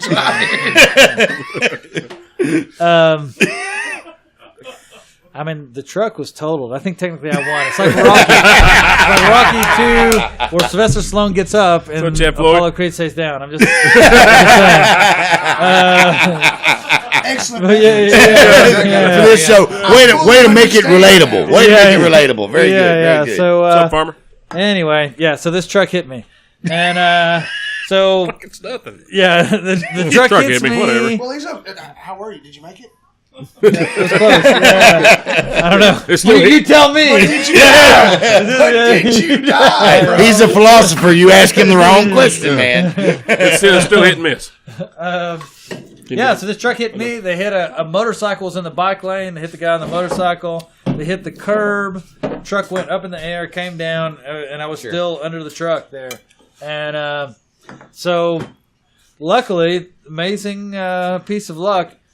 One of the guys, this foreign guy that's from Massachusetts, white dude from Massachusetts, he'd been a mountain climbing guide. As part of that, he'd done paramedic training. His dad was a doctor, and he was fluent in Chinese. And not just normal Chinese, but like medical Chinese. Son? That's handy. That's handy. That's handy right there. So basically he was better trained than all of the paramedics that showed up. Yeah. So anyway, they eventually recruited enough people to move the truck off of me. And then, that was nice of them. Yeah, it's not easy. I mean, we go down a rabbit hole on this, but China has no good Samaritan law, so there's no protection for people who help other people. So it's much more difficult to get people to help. They don't want to be involved, Don't want to be involved because as soon as they're involved, they're potentially legally liable. Oh. Right, gotcha. So it was actually, it's frustrating, but it's also based on some reasons. Got to the hospital. Then at the hospital, they didn't want to treat me because they thought, well, one, because they couldn't put down a deposit, and they just thought it was wasted money. But eventually, the mayor called or showed up or something and said, treat this guy. So they decided to treat me. And that was really nice of him. Yeah, well, I mean, the thing is, we take it for granted, but it is a law here in the U.S. If you go to the emergency room, they will treat you, regardless, and it's regardless. And they don't have that in China. So, you get to the emergency room and they're like, we're not going to waste our money on this guy, Holy cow. So anyway, they did a bunch of X-rays. They still, it took them a while to figure out what exactly was going wrong and what they needed to do. But I did one surgery for for 12 hours, during which time they set a bunch of different bones, as well as reconnected a nerve in my arm. Damn, dude. Came out of that surgery for a few hours, and then had further problems with my heart suddenly. Went back into surgery. They realized that I'd punctured my lung. Put in like a tube, all this stuff. So anyway, when I wake up from all these surgeries, I'm basically everything except for my right arm is in a cast. And well, not my head, I guess. So yeah, so my head, and of course at that time I had really long hair, and so everything was in a cast except for my right arm and my head. So I told these guys. Well, so this is another thing that's crazy about China. A lot of the big government buildings are just on a set schedule in terms of their heating and cooling. Right. This happened September 5th, and they had a rule that they turned off all the AC September 1st. And it was like an Indian summer type thing. Oh, my God. So it was super hot, and I was totally covered in casts. Here. That's And horrible. So, yeah, it was horrible. So just like in a pool of sweat all the time, right? So one of the first things I told the guys, like, the nurse, I said, can you just find a barber on the street? Tell him to come up here and shave my head. There's no way to wash it anyway. Right. I had this long blonde hair. Let it give you I soap. got a barber up there who shaved it all off. And so anyway, I spent a month there in intensive care. They had thought initially about a life flight out, but they thought it was I wouldn't make it to the life flight. Then once I was out of the surgeries, because I had all these loose bones, especially in here, that they were worried that some of those loose bones would shift around and hit an organ. So they just said, let's just leave him here. So I spent a month there, spent a month in Beijing. And you were resting on wheatgrass held together with bamboo during this time. With incense burning and no. Well, there's so many crazy facets to this story, but I'll tell you one very quickly, which is when they decided to take me to Beijing, they strapped me to like a big plank, and it was a stretcher, but it's like a hard stretcher. They put me in the middle of a van, and so it was 12 hours to Beijing. Excuse me. Wow. 12 hours. I'm on the floor of this thing, looking up.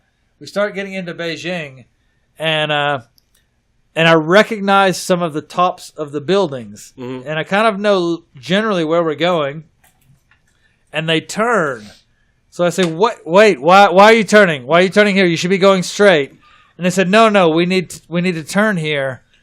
They end up getting lost. So they got lost in Beijing. They finally get me to the hospital, like maybe 16, 17 hours after I left this little town. Yeah. So they get me into the hospital bed there. They leave, and these guys at the hospital, they're not doing everything that they used to do at the old hospital. And I'm kind of like a little bit curious about what's going on. And so I get out to another hospital and realize that I've started to get an infection, which is a big thing, you know? Yeah. Because you can lose a leg or something. Anyway, we realized that I've actually been at the wrong hospital. They took me to the wrong hospital. They just like dropped me off at a place where there were other foreign people. And it was not the place I was supposed to go. So, yeah. So anyway, once that happened, combined with the complexity of the infection and, general concerns of friends and family, I came back to the U.S. I was back in the U.S. for 4 months. Had to have one other surgery there. There's Joe Ever Hey. Show. Joe Ever Show. Hey. How you doing? Hello, Joe. Yeah. So then I don't know. I was here for 4 months. Then I was back in China. It was probably about a year of recovery before I was off of cane. And, Holy shit. Yeah. So then we go back to China? Yeah, I went back. Yeah, of course not. Just looked both ways. Yeah. I mean, You got a round trip ticket. Yeah. Go. Yeah. I mean, you can look both ways, but some things just come out of nowhere. You know, I mean, yeah.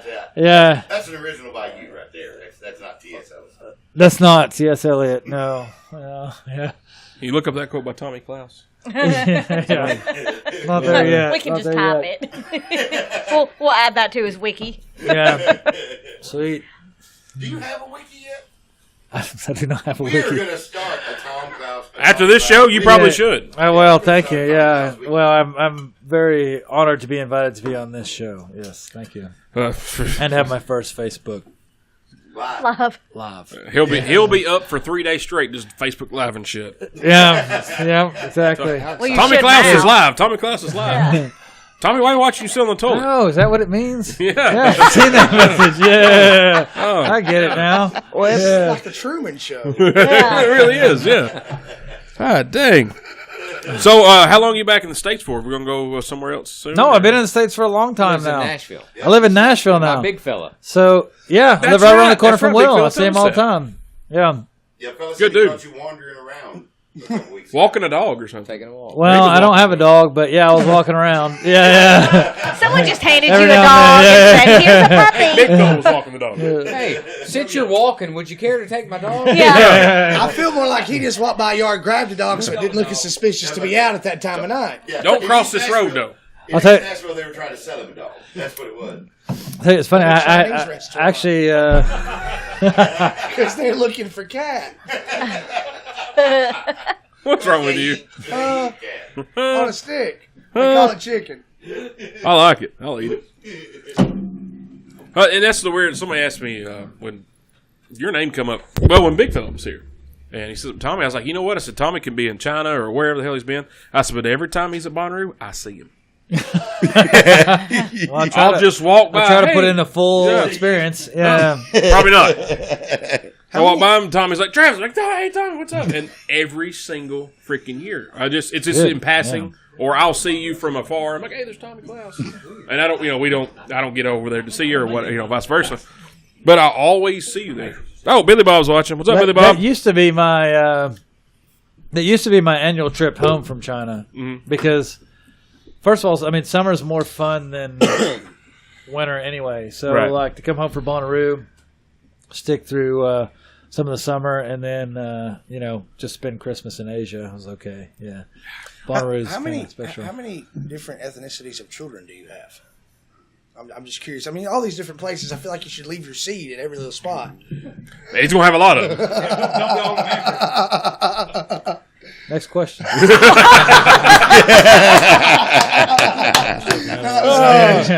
Oh my God! Tommy, thank you for playing into that. Hey, if you didn't know at home, Johnny Lowry has graced us with his presence this evening. Hello. It just took Tommy Clouse coming on the show for Johnny to show up. It's been a long time. Nice. Guess you fucks are boring. You just say that because you mean it.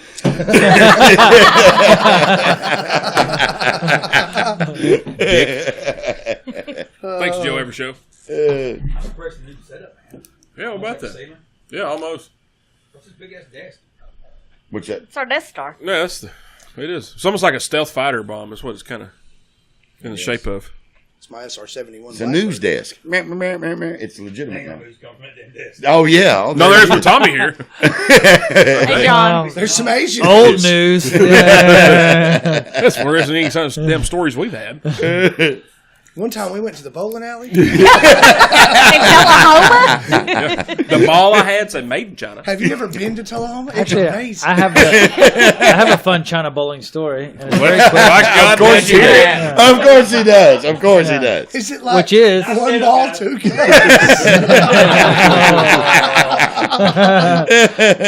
Oh, that's terrible. Go ahead with your story. Mine's terrible. So,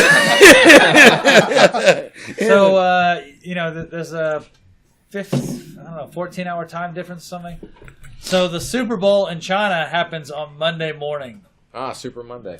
So what happens is you end up going to a bar. Yeah, you go to the bar and you get hammered and the game's over at noon and you have to figure out what else to do. While you're getting sober. So, no, there's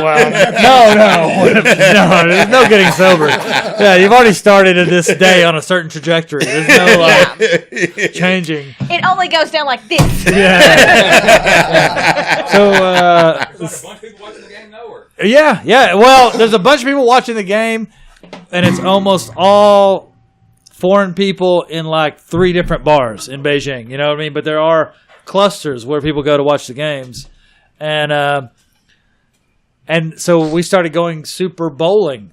So we would just go to the Super Bowl and watch the game, and then go Super Bowling. Oh. Go bowling. Yeah, That's kind of cool. yeah. Well, that's my. Same rules. As far as I know, I don't know the rules that well anyway. Yeah. You get drunk and throw a ball. Right? Yeah, we did Very that. good. Yeah. There we go. We Yeah. drank beers Yep. and bowled. Yeah. So, I don't know if it was really Super Bowling. Actually, it was probably Probably pretty mediocre subpar. bowling. Mediocre Okay, bowling would be bowling. actually a compliment. Okay.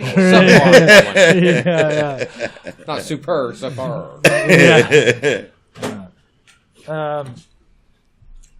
So to get back to our story here, I will Anybody tell you need a that beer or anything while Bubba's in the fridge? Bubba, may I I'm have good, one? thank please, you. sir? I'm good, bud. I want some kind of beer.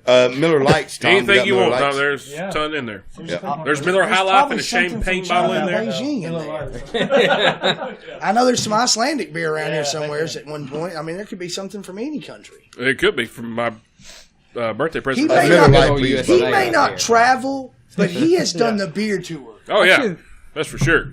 I think it's owned by SAB Miller. That's a South African company. Oh, Ah, drinking capital. he is drinking, just so you know. He is the beer drinking capital. He of the world. is. Yeah, Anyone yeah. knows the It's drinking Hatfield. capital Yeah, of the yeah, world. yeah. There we go. Yeah. We are with that. Honored, actually. Chad. All right, South so to go back, African. to go back to our story there, Travis. After I got back to China after this accident, I'd been working at this magazine for a long time. During that time, I'd met all these incredible people.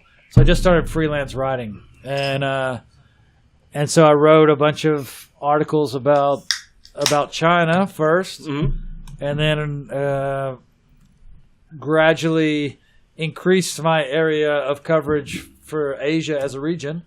And so I had a pretty fantastic lifestyle because I would just pick a country, figure out a good story to do in that country, pitch that idea to an editor, and then go to the country and do that story. And that was basically my job for a lot of years.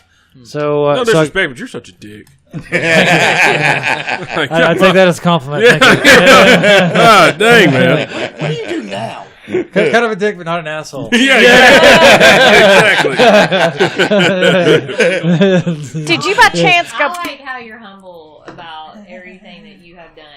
There are some people who like to toot their horn all the time, and I just think I have man. a lot of respect for that. That you've done all these wonderful things, but you're super, super humble. Guys that put their faces That's on really koozies. To be fair, I'm on the internet right now. Into the world. Yeah. In his First time defense, here, in first his time. But he is live. I can he also is blame live your beer. officially. Yeah. Your beer, and your husband both for making this happen. You know what I mean? No, I appreciate it. Thank you. I found you on the internet. Oh yeah! Oh man, that's an old picture. Yeah. I'm digging the hair and the really cool shirt. 0. Oh, that's not Pornhub? Yeah, that was You're freelance writing. yeah, somebody. You got to It's interview. your Yeah. So we A magazine called Today's Machining World once interviewed me. You were dressed up a lot for that interview. I was really dressed up for it. Yeah, I think still he have was. that shirt, and I He love it. I bought got it. it. I got that shirt at the Manchester Goodwill. I don't believe It's in it. He got that shirt from Porter Wagner. I don't know why he's lying. Both those things are true. Porter Wagner donated it to the Manchester Goodwill. I bought it from the Manchester Goodwill. Now it comes together full circle. Yeah. Thank you, Tommy. But yeah, no. So y'all want to talk about fun? So I tried to catch up with Tommy, in as many instances as I could. So Tommy's in China, and he's like, yeah. So I'm like, so how's things going? He's like, yeah, I started dating this girl. I was like, oh, cool. From there, he's like, no, she's Mexican. And so I'm like, oh, you're in Beijing with a Mexican girl? He's like, yeah. So there's a Mexican consul there, and Yeah, you know, so it's just like, yeah, who hasn't done that? Yeah. Yeah, so I'm in Beijing, That's old China, hat, and I'm Tommy. with a girl who works at the Mexican consul, you know, and I'm just going to go And Bull over. was like, "That's so cliche." I was like, yeah. that's what that's what every Here expat we does are, in another Beijing. freaking Tennessean in Beijing with a damn Mexican. Here Yeah. we go again. Mm-hmm. Yeah. Like this story's getting old. Yeah, heard that before. New material there, You mean Tommy. again? Yeah. Good Lord, Yeah, son. but anyway, seriously. Go ahead, Bull. No, like that. Oh, that that was was it. That was it. That was it. That was just Discussed your storytelling. no. But there was no comma. However, like, comma. that was This- the comma. this- That was the exclamation. This point. might be the first time ever in my life Bull has ever involuntarily stopped a story. No, sorry, voluntarily stopped a story. He's told me a joke about a Cheerio for 3.5 hours.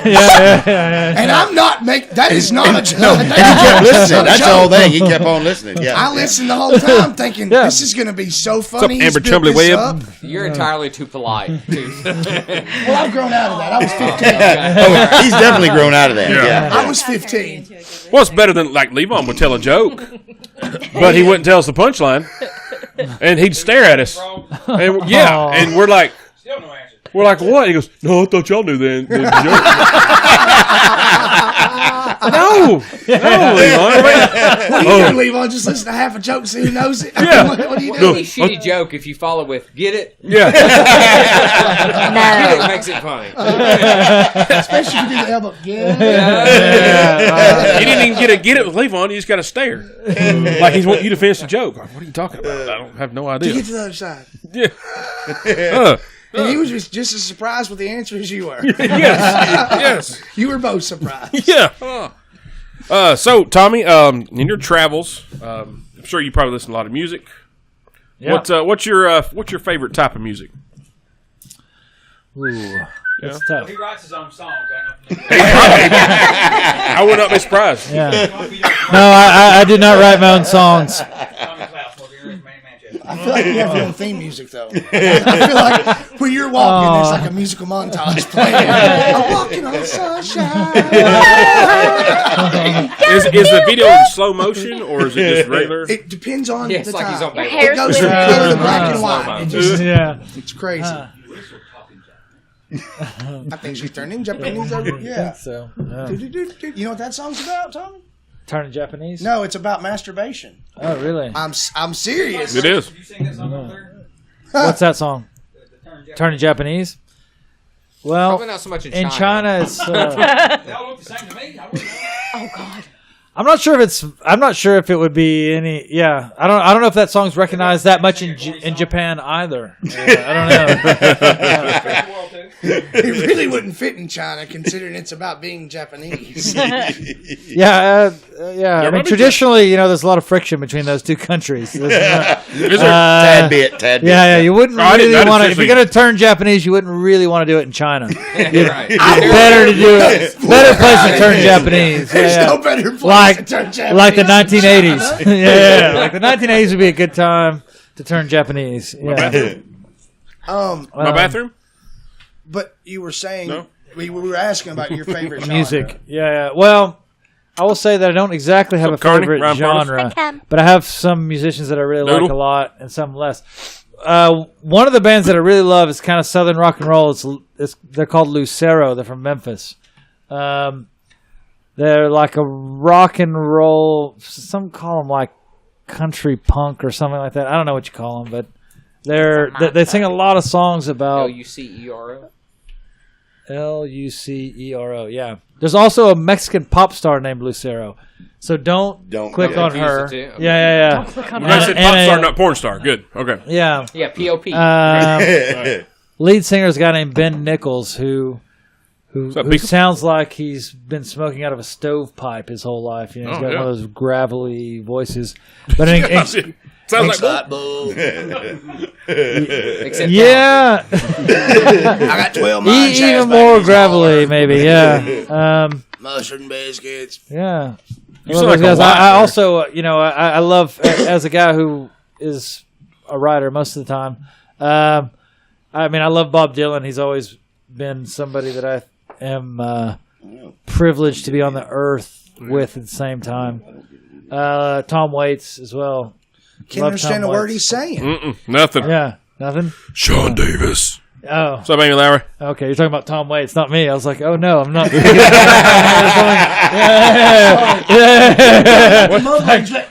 musicians right there. Okay. Yeah, It's like we're pretty late into the show to bring up issues of enunciation here. Did you not hear any of my stories, too? I should have pointed that out earlier, Derek. Yes. Damn it. But living in Nashville, I think there's no better place in the world to be a music fan right now. And I go, I visit different parts of the country pretty often, and different parts of the world too. And I really don't think, yeah. Figure that part out, Tom. We're hating you for it right now, by the way. Wait till he shows you pictures of the new villa in Mexico. I'll probably hit it Yeah, you'll hate that. Yeah, you'll hate that too. We haven't even gotten to the Latin American chapter. But anyway, We're going to have as much time for that as we are for Steve.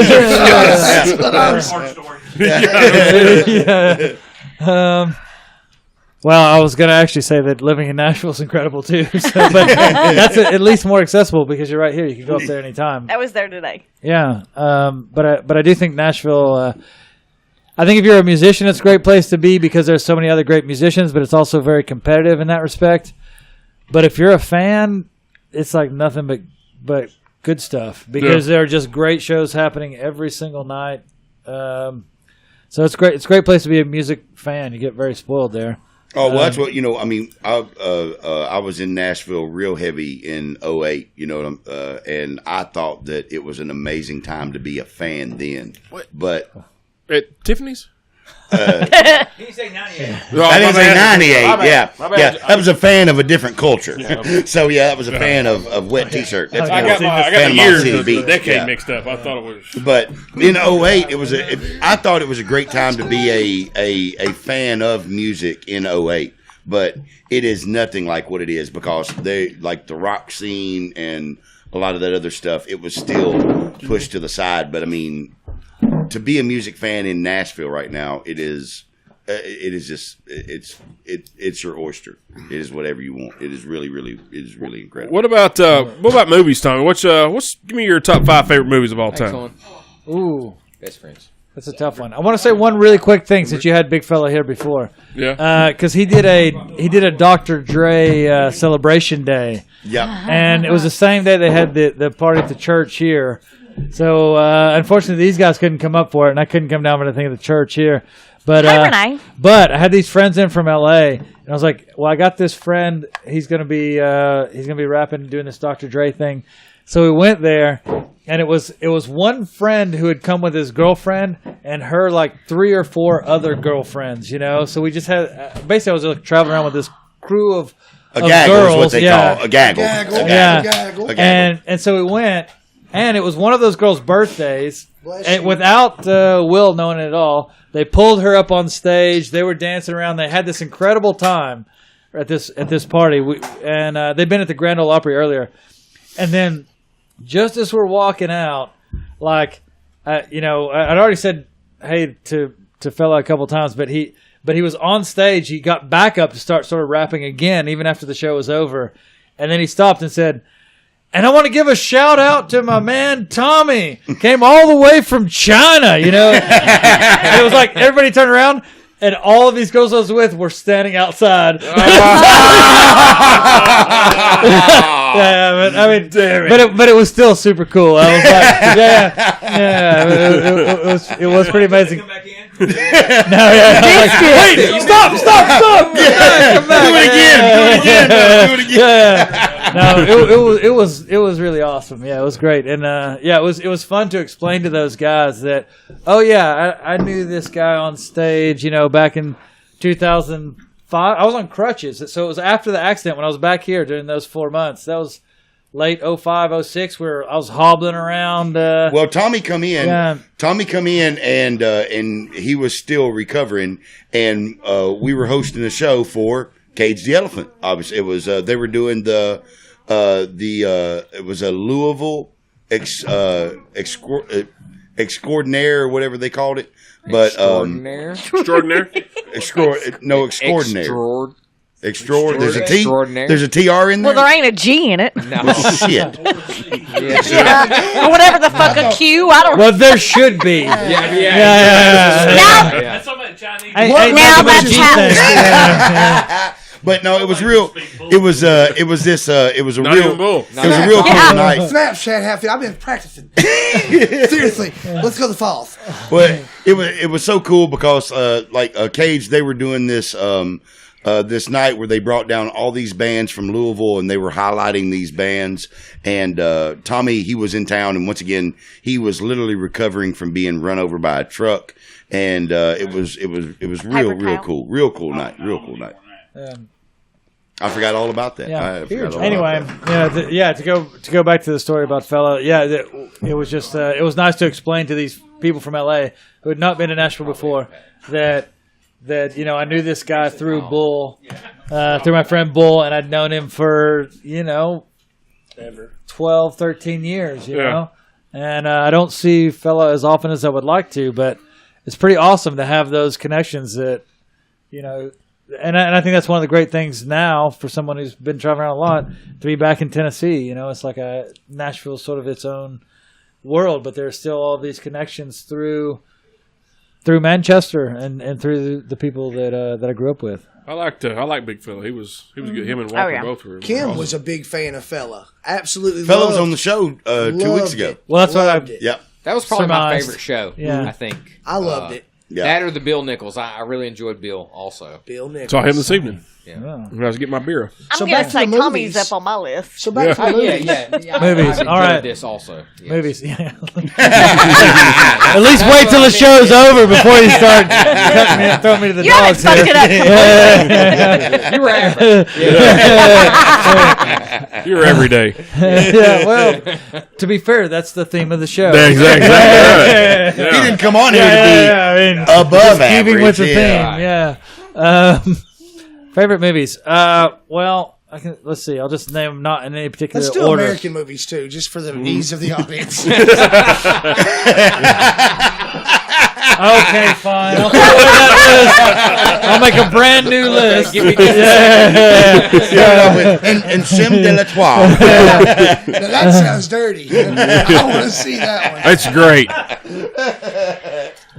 Well, I'll say one for sure, and I've had to use this movie many times to demonstrate to people what Travis started this whole thing out with, which is like the whole idea of a farm party, Dazed and Confused. Oh, Hell yeah. Yeah. So often I have to show this film to people to like let them know like this is kind of like what it's like. There's how many times we watched that movie at my house? 7. Was it 7? That's my favorite. No, I agree. Yes, 7.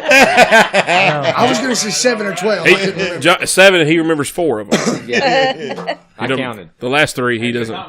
He did. That's never I been love mentioned on here, by the way. I don't believe. Really? I don't Yeah. think so. No, I You think feel so, like too? that's. I feel like I thought Bradley has talked about that. I think so also. You think so? I Bradley agree. Ramsey. Where's I agree with you. Bradley? Is he not involved in this? He comes by He from come- time to yeah, time. he's been and on texts several me times. And he talks to us. We love Bradley. He drinks a lot less like none. He drinks none anymore, so, you know. Yeah, he's- no, I know. He comes to Nashville every now and then. We hang out. No, he's just like, yeah, I'm not going to come watch you guys get drunk. And remind He me. a lot of time. He has Yeah. kids opposite of when we do. Right. That kind of messes things up. So Yeah. Does it? Yeah. Well, It's my weekend with my kids this weekend and And all of them. every weekend. Yeah. well, right, so we got- Bradley's a year younger than me, but he was somewhat of a, I don't want to say a coach in terms of like high school, like random stuff, but he he was. we good. did go through a lot of things together, during Yeah. which time I would confer with him about the best route of action, and he would give his feedback. And I did not say it was the best route of action. I'd say his feedback on what he thought was the best route of action. Billy Bob just made a comment. He said he think that Rachel and him hooked up with us about that time whenever you were on your crutches one night, maybe. Huh. I mean, probably. It would totally make. I mean, Say true story. Johnny can relate to this. I want to congratulate Eli for having the privilege of having your child every weekend And hooking up with Bull. Absolutely, being yeah. able to make a marriage work. In Nashville. I enjoy telling you guys when we're going to do something that it's our weekend with Emma. You gonna end That's up one of my crippled favorite with things Bull. to say. Yeah. We got Emma this Excuse, weekend. he's blessed. I think I bring her. he's lucky. She comes with us. Hey, I She's bring a lot Hope of fun. to Fellowship Friday at Freddy's all the time. Yeah. Right? Yeah. She comes every time now. Me and him are BFFs My against kids are Eli's just too wishes. cool for me. So we They got don't go anywhere. Days Confused. What else we got? all right. None of your business. What other ones? I'm asking the questions here. I love Cool Hand Luke. Who does? Yeah, I mean, you know, Great movie. Cool is one of those words that's like so difficult to define, but This I room's think they- full of her. I know. Newman. yeah. If you're not in this room, I should say, if you're not in this room, it's very difficult to define. It's really hard Luckily, to comprehend. luckily for the rest of the world, there's Paul Newman.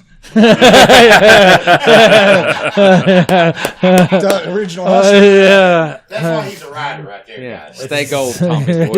Yeah. Thank you. Yeah. Yeah. You see my shirt? Stay gold. Yeah. Love that one. It's fun with shadows, eh? Did y'all see my jacket? It's got Can you Asian read, things. Johnny? It's a floral I've seen print. your boobies though. Yes, that's Wait a right. minute. So we're at 2. Cool Hand Luke. 2. Okay, 2. I win. Let's see. I have to say it took me a little while to warm up to, but I love the Big Lebowski. The number of. You and Derek. Are Well, I'll tell now you, there best was friends. Yeah. You're getting There married. was a guy in school. So that movie came out in 1998. I was still in school. There was like a grad student who went and saw that movie before I'd ever seen it. It took a couple years before I saw it. And he just kept calling me the dude all the time. I was like, why does this guy call me the dude? You know? And so it started the very first time I watched that movie, he's like drinking milk in the aisle. And I'm like, I probably wouldn't do that. And Probably. it took, but no, I love that movie. I think it's a classic now. I mean, it's classic always, but Plus, for their me, love now, really ties the room together. obviously, yeah. No, I mean, It's a great movie. It's my favorite. yeah. But I mean, that's just your opinion, man. Yeah, It's just like your opinion. yeah. And it was half and half. He was drinking half and half in the aisle. That's right. Yeah. Because No, he you're does right. the old White Russian. White Russian. Right. Yeah. He sucks it off his mustache. My Uncle You know, Kenny. My Uncle Kenny used to do that. Not after the Super Bowl. What did you do now after the Super Bowl? Oh, he never should have done Stella that. Artois. Artos. Still our Come toes. on, Jeff Bridges, dude, don't do that. That was hilarious. Hey, and I guess the question is, yes, everybody can be bald. I believe that's the answer to that one. All right. So what was that? Is that 4? That's 3. That's That's 3. 3. Oh man. Yeah. This is a gun that had question, man. No, it's a tough one because I really love movies. I read that about you on your Wikipedia, so that's why I'm asking. The question. Yeah. It's up now, by the Ooh, way. yeah. We just finished writing it. Johnny just got done with it. Yeah. He looks busy back there. He's just spilling beer. I do love One Flew Over the Cuckoo's Nest. I love the book Yes. more, but I love the movie also. Yeah. Jack My daughter Nicholson, loves that amazing. Yeah. There's a a book book? about that? No, I just made it up. The One Flew Over the Cuckoo's Nest? Yeah. Yeah. So here's the thing on the book. You've seen the movie, right? Yes. So in the book, written by Ken Kesey, the narrator of the story is the chief. You know the chief, the tall guy, the tall Indian dude Okay. in the movie. Ow. So the thing about it is he's crazy. Not Dot. So he's crazy, and he's narrating the story, and he's talking about machinery and like all of these crazy things. And you're reading the first few chapters, and you're like, "What is the going hell? Yeah. on here?" And then he meets McMurphy, and the longer that McMurphy's there, the more sane he gets. So you see him gradually becoming more sane, and As it but goes along, yeah. as it goes on, but because he's the narrator. But actually, then you look back on what he said at the beginning, and it sort of makes sense because he's talking about the machinery and the gears of the world. And, you know, like he talks about his dad who used to drink, but when he put the bottle to his lips, it would suck him inside instead. And you're like, that's crazy, but it kind of makes sense, you know? And so you got to be high as shit to watch it. That's not the movie. It's to read it. To read it? Okay. All right. Well, that's the problem. It's not. I'm not reading it. But this is the challenge. Audio book. Yeah. Let's do the audio book. Audible. Well, I'll tell you. I mean, going on Audible right now. The interesting thing is the guy who wrote that book, Ken Kesey, who he did work in a mental hospital, but he was like a pretty clean cut dude who was All-American wrestler, went to a creative writing graduate program at Stanford. And even when I was in school there, they would have these flyers up that would say, like, volunteer for psych experiments, you know, $8-10 an hour, you know. Well, he did that in the early 60s, but they were testing LSD. And so this all-American kid, you know, they don't do this anymore, by the way, guys. No, they don't do that anymore, as far as we know. As far as we know. No pay. Allegedly. Yeah, I mean, actually, they are doing some medical experiments with similar type things. But anyway, he, so he was like, yeah, this stuff's awesome. And he and his buddy started having some parties up in the hills behind the school there with a local band called the Warlocks at the time. Later became the Grateful Dead. And, just became like this whole movement that started from Ken Kesey, who wrote they're the some of the bitches that we have fish now. Like, okay, I now know who to blame. You may not have to be stoned. I'm with you. Yeah, you may not have to be stoned to read it, but you probably had to be tripping to write it. Is my point. There you go. What's up, Lineberger? Yeah. Oh, so we have that guy to blame for the dead. Yeah. And we have them to blame for why we have fish and widespread panic. So now I know who to take out. Well, sadly, Ken Kesey's already passed away. Yeah. Missed your chance, buddy. He heard I was born in 78. He's like, fuck it, I'm checking out, dude. They're going to kill me. I mean, he's a super interesting guy. He ended up just moving back to his hometown and becoming the local high school wrestling coach. So you're going to be Ken Kesey?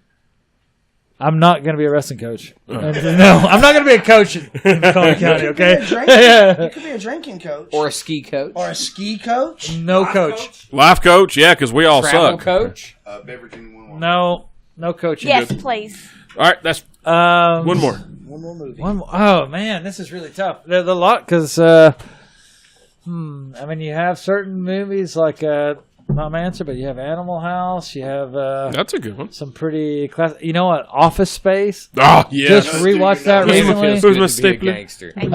Oh man, I might have to go with Office Space. I think there's so many classic lines in there. Have you seen the stapler? It's the swing of the red stapler. I like watching the squirrels. No, mine's like and make it yes with the computer. Can I actually though? I'll go out on a limb. I'm not exactly going to say this is my top 5, but a movie that I think is like thought of as sort of a thriller movie, but it actually is really, really good. Michael Clayton. Have you ever seen that movie? With George Clooney? Yeah, with George Clooney. I mean, it's not like a fun movie. Seen it? It's just a good movie.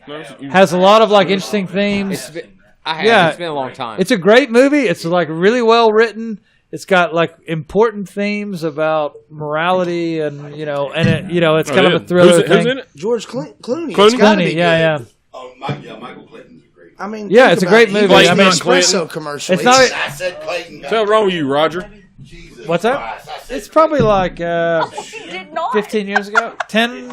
It's You probably said 15. Clinton. You're Probably right, 15. yeah. Yeah, You probably were playing the 15. saxophone? Tell us. Yeah, 2000. Yeah, That Roger. is Roger Clinton. Yeah, Roger. P-Funk, where's you coming to Nashville, by the way? They are. They're going on tour. Yep. George Don't know. It's like his farewell tour. Yep. P-Funk, Bootsy Collins is going to be with him. Bootsy. Bootsy. Oh, yeah, baby. Oh, yeah, baby. Nah, you can't hold Boosie down. All right. I tried. All right. Carl Lee Barton wanted me to ask you this question, Tommy. What's your favorite beer? Oh, man. Come on. Free. Yeah. Wet. Yeah, free. I'll go free before cold and then cold second. Yeah. What's your favorite beer? Number 7. I think one of the, one time I was in another country with a guy from Portland, Oregon. You don't say. And this guy was like drinking a beer, and he's like, "Oh, this." Huh? Where does Zimas come from? 2 years ago.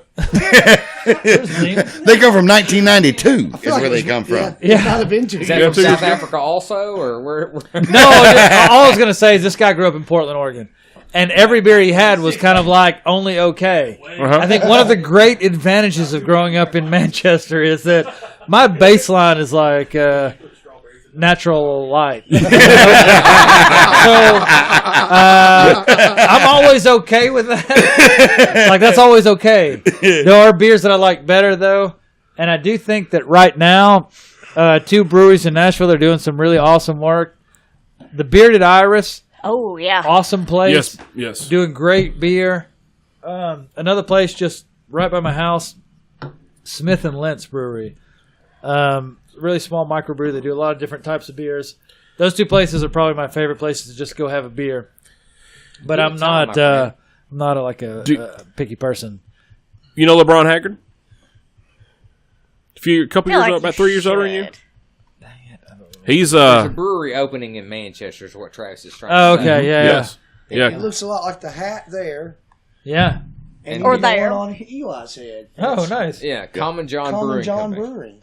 Good beer. Well, Maybe the name Ray Haggard will help do you we, out. Richardson. do we have any? Yeah. We That- don't have any Not around yet. It's tonight. not out yet. Right? Oh, if we had it here, we would- establishing it right now. It doesn't He's been last working on it long for when it's years. around. Yeah. No, I think it's a great place to do it. Yep. Obviously, I'm biased, but But here's the whole thing: the cool, the majority of his beers, it's all based because he's from here. Everybody's a Pilsner drinker, so the majority of the brews that they make, it is all based around Pilsner drinkers. He makes a lot So- of IPAs. Well, Yeah. he does, And his new IPA, oh my God. but it's these are kind of still- my 2 favorite beers: Pilsner and IPA. That's kind of my Yeah, that's it. That's your my jam. thing. That's my jam. Yeah. Well, all of his So, beers, like even the stouts and all that, like, Yeah. and I hate stouts and dark beers, I but like they're stouts, too. but they're all designed for.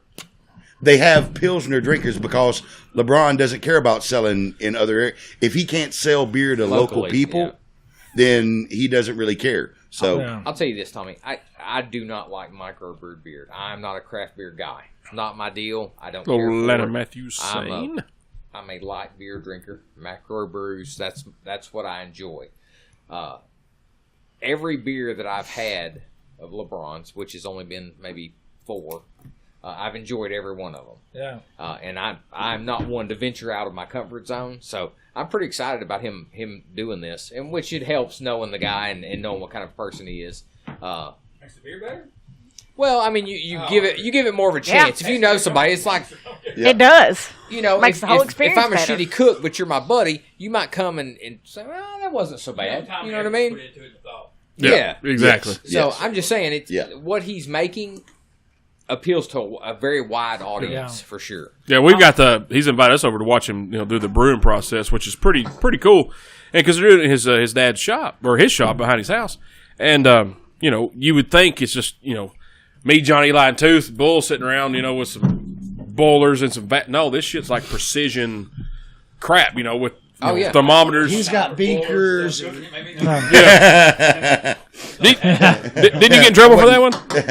I mean, like, you have to brew. He was telling me the other day, you have to brew like certain strands have to be at 65 degrees, and there's a chiller and a heater all in this one contraption, and it will keep it at 65 perfectly. Yeah, and you can't have this strand of hops be stored with this strand of hops because it'll infect the other strand of hops, which affect the taste of the beer. And you're like, And there's live yeast in the air and all what that the stuff. hell are you All even kinds of talking crazy about? shit. Well, I right mean, now? We go to beer college every time we spend time Yeah, with he him. lost me. I was Yeah. done. I need remedial beer Yeah. brewing. When they come over here Brew and one on one. Stanford degree before you can even understand it. Yeah.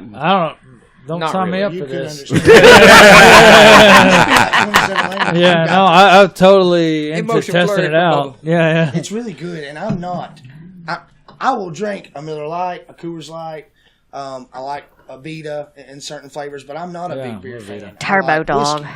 I I love hate whiskey, Turbo too. Oh, Dog. I love it Yeah. because it's It's stout. too Turbo stout. Dog. Yeah. Wrong. But Yeah, turbo ass. everything LeBron Yeah. brought here for us to sample, I don't care whether it was a dark beer, a light everything had a great flavor. The porters Oh, were yeah. good. I hate porters. I love Not a it. bit of chocolate. I My do think favorite it's. porter. I mean, depending on when he comes out with this, timing could be good because I do feel that there's been sort of, with the whole microbrew thing and all of the beers that are around, there's been a lot of like, oh, let's go try all these different flavors, and that's been going on long enough that people are now thinking, okay, what are the things that I really like? Yeah. They're kind of like there's a little bit of skill. I mean, this is at least my own personal experience. It doesn't mean it's everyone's experience, but I was just telling Bull earlier, like, I still like the IPAs. I mean, I went through a big stout phase and all. I went You to were a Ireland, dark all beer that face. stuff. Yeah, you were a dark beer for a And I while. really do. I mean, I really like Pilsner now. I feel like I get Pilsners and that's kind of like similar to this. It's I a mean, fine pilsner. Yeah, I mean, Yeah. I think it's Says so on the everything can. kind of goes a bit in ways, but I do think it's probably a good time to come out with some, good drinking, light drinking beers. I'd say. Social beers. Slightly light. Social beer. Yeah, social beers. It'll go is a- off at 10, Andrea. Oh, thank you. Okay, I Quick wasn't question sure. from Erica Coulter. She's the chef at Bites of Europe here in town. Well, what's all the travels you've made? What's your favorite food? Ooh, that's yeah. I swear to God, if you cook a dish, I'm gonna hit you in the face with a what's that? None.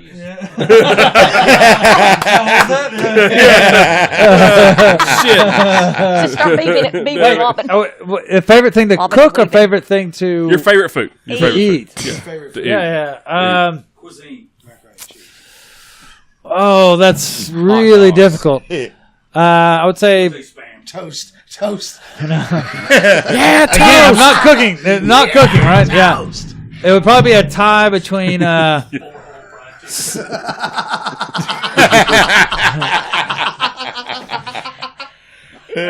Yeah.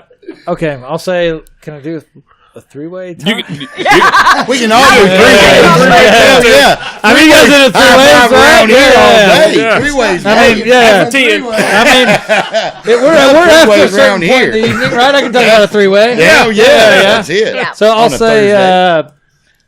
the Sichuan Chinese style cooking, Oh yeah.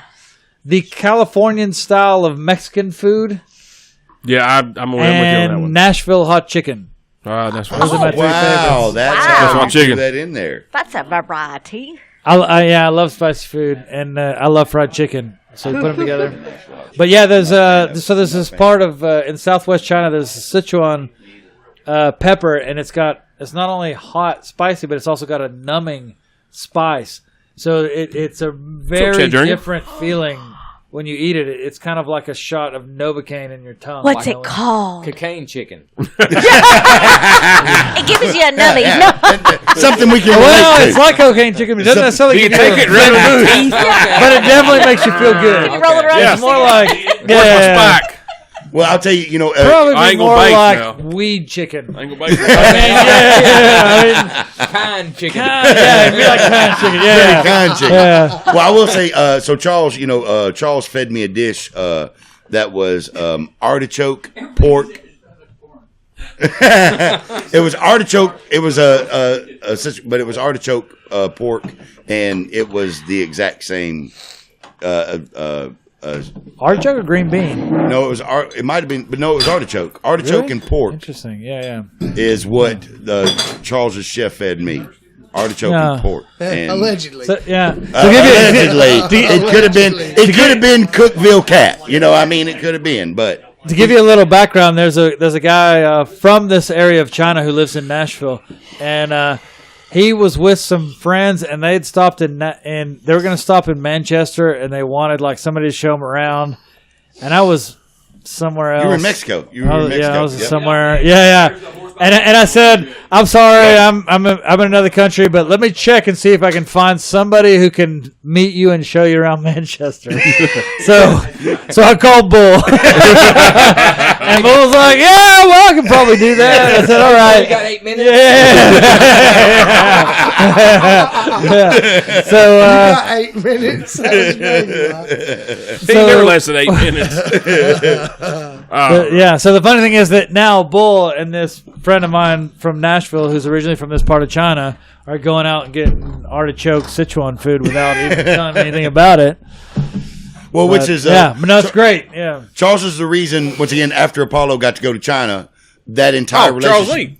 Charles Lee. Yeah, That's that correct. entire relationship spawned from Tommy being in Mexico. You made mention of that. I did. When the guys were here. Yep, Yeah. that is correct. Yep. Good job, Tommy. You're awesome, Tommy. Oh, without a doubt. Well, actually, it spawned from like a couple of years of having dinner with Charles once a month.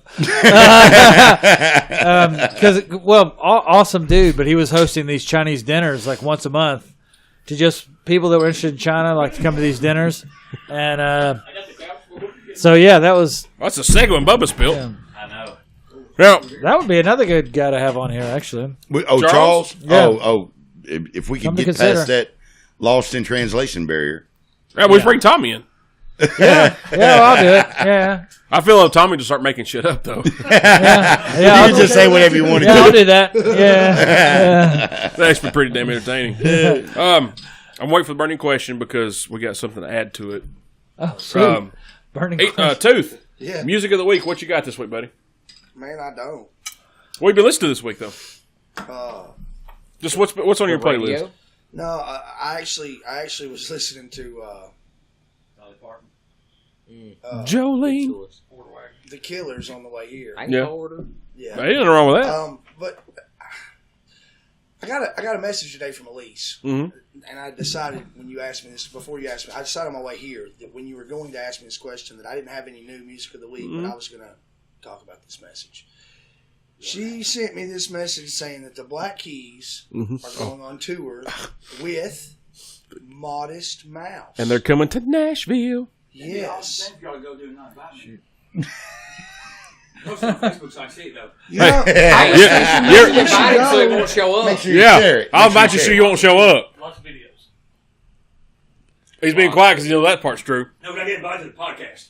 Well, so all right, so to bring it full You're circle, about to their podcast. So Black Keys, what you're talking about, the Black Rock album. How did you deep into that? Bro. Did you dig So, into that album? Bull brought this up a few shows ago. Well, no, you brought it up. The Well, Black Keys, but, you know. but we played off each other, Of course. and you shared some information. And When he with. sent me this clip, There you and go. what I Just have get a further 4 looked hours at, sleep. Is that it's for you? amazing. But you can Wrap 100% this tell up. that the Black Keys mixed this. Like you can hear them. And that was in 2008. Keep it going. That was in 2008 is when that was done. And it's like you said, if it had been 7 a hours. different name doing it, it'd still be being talked about. If it was not for Dame Dash, this album would be spoke about until and like I said, like you guys, you were all talking about it, and it that particular element that we were talking. I mean, it's just once again our world travels.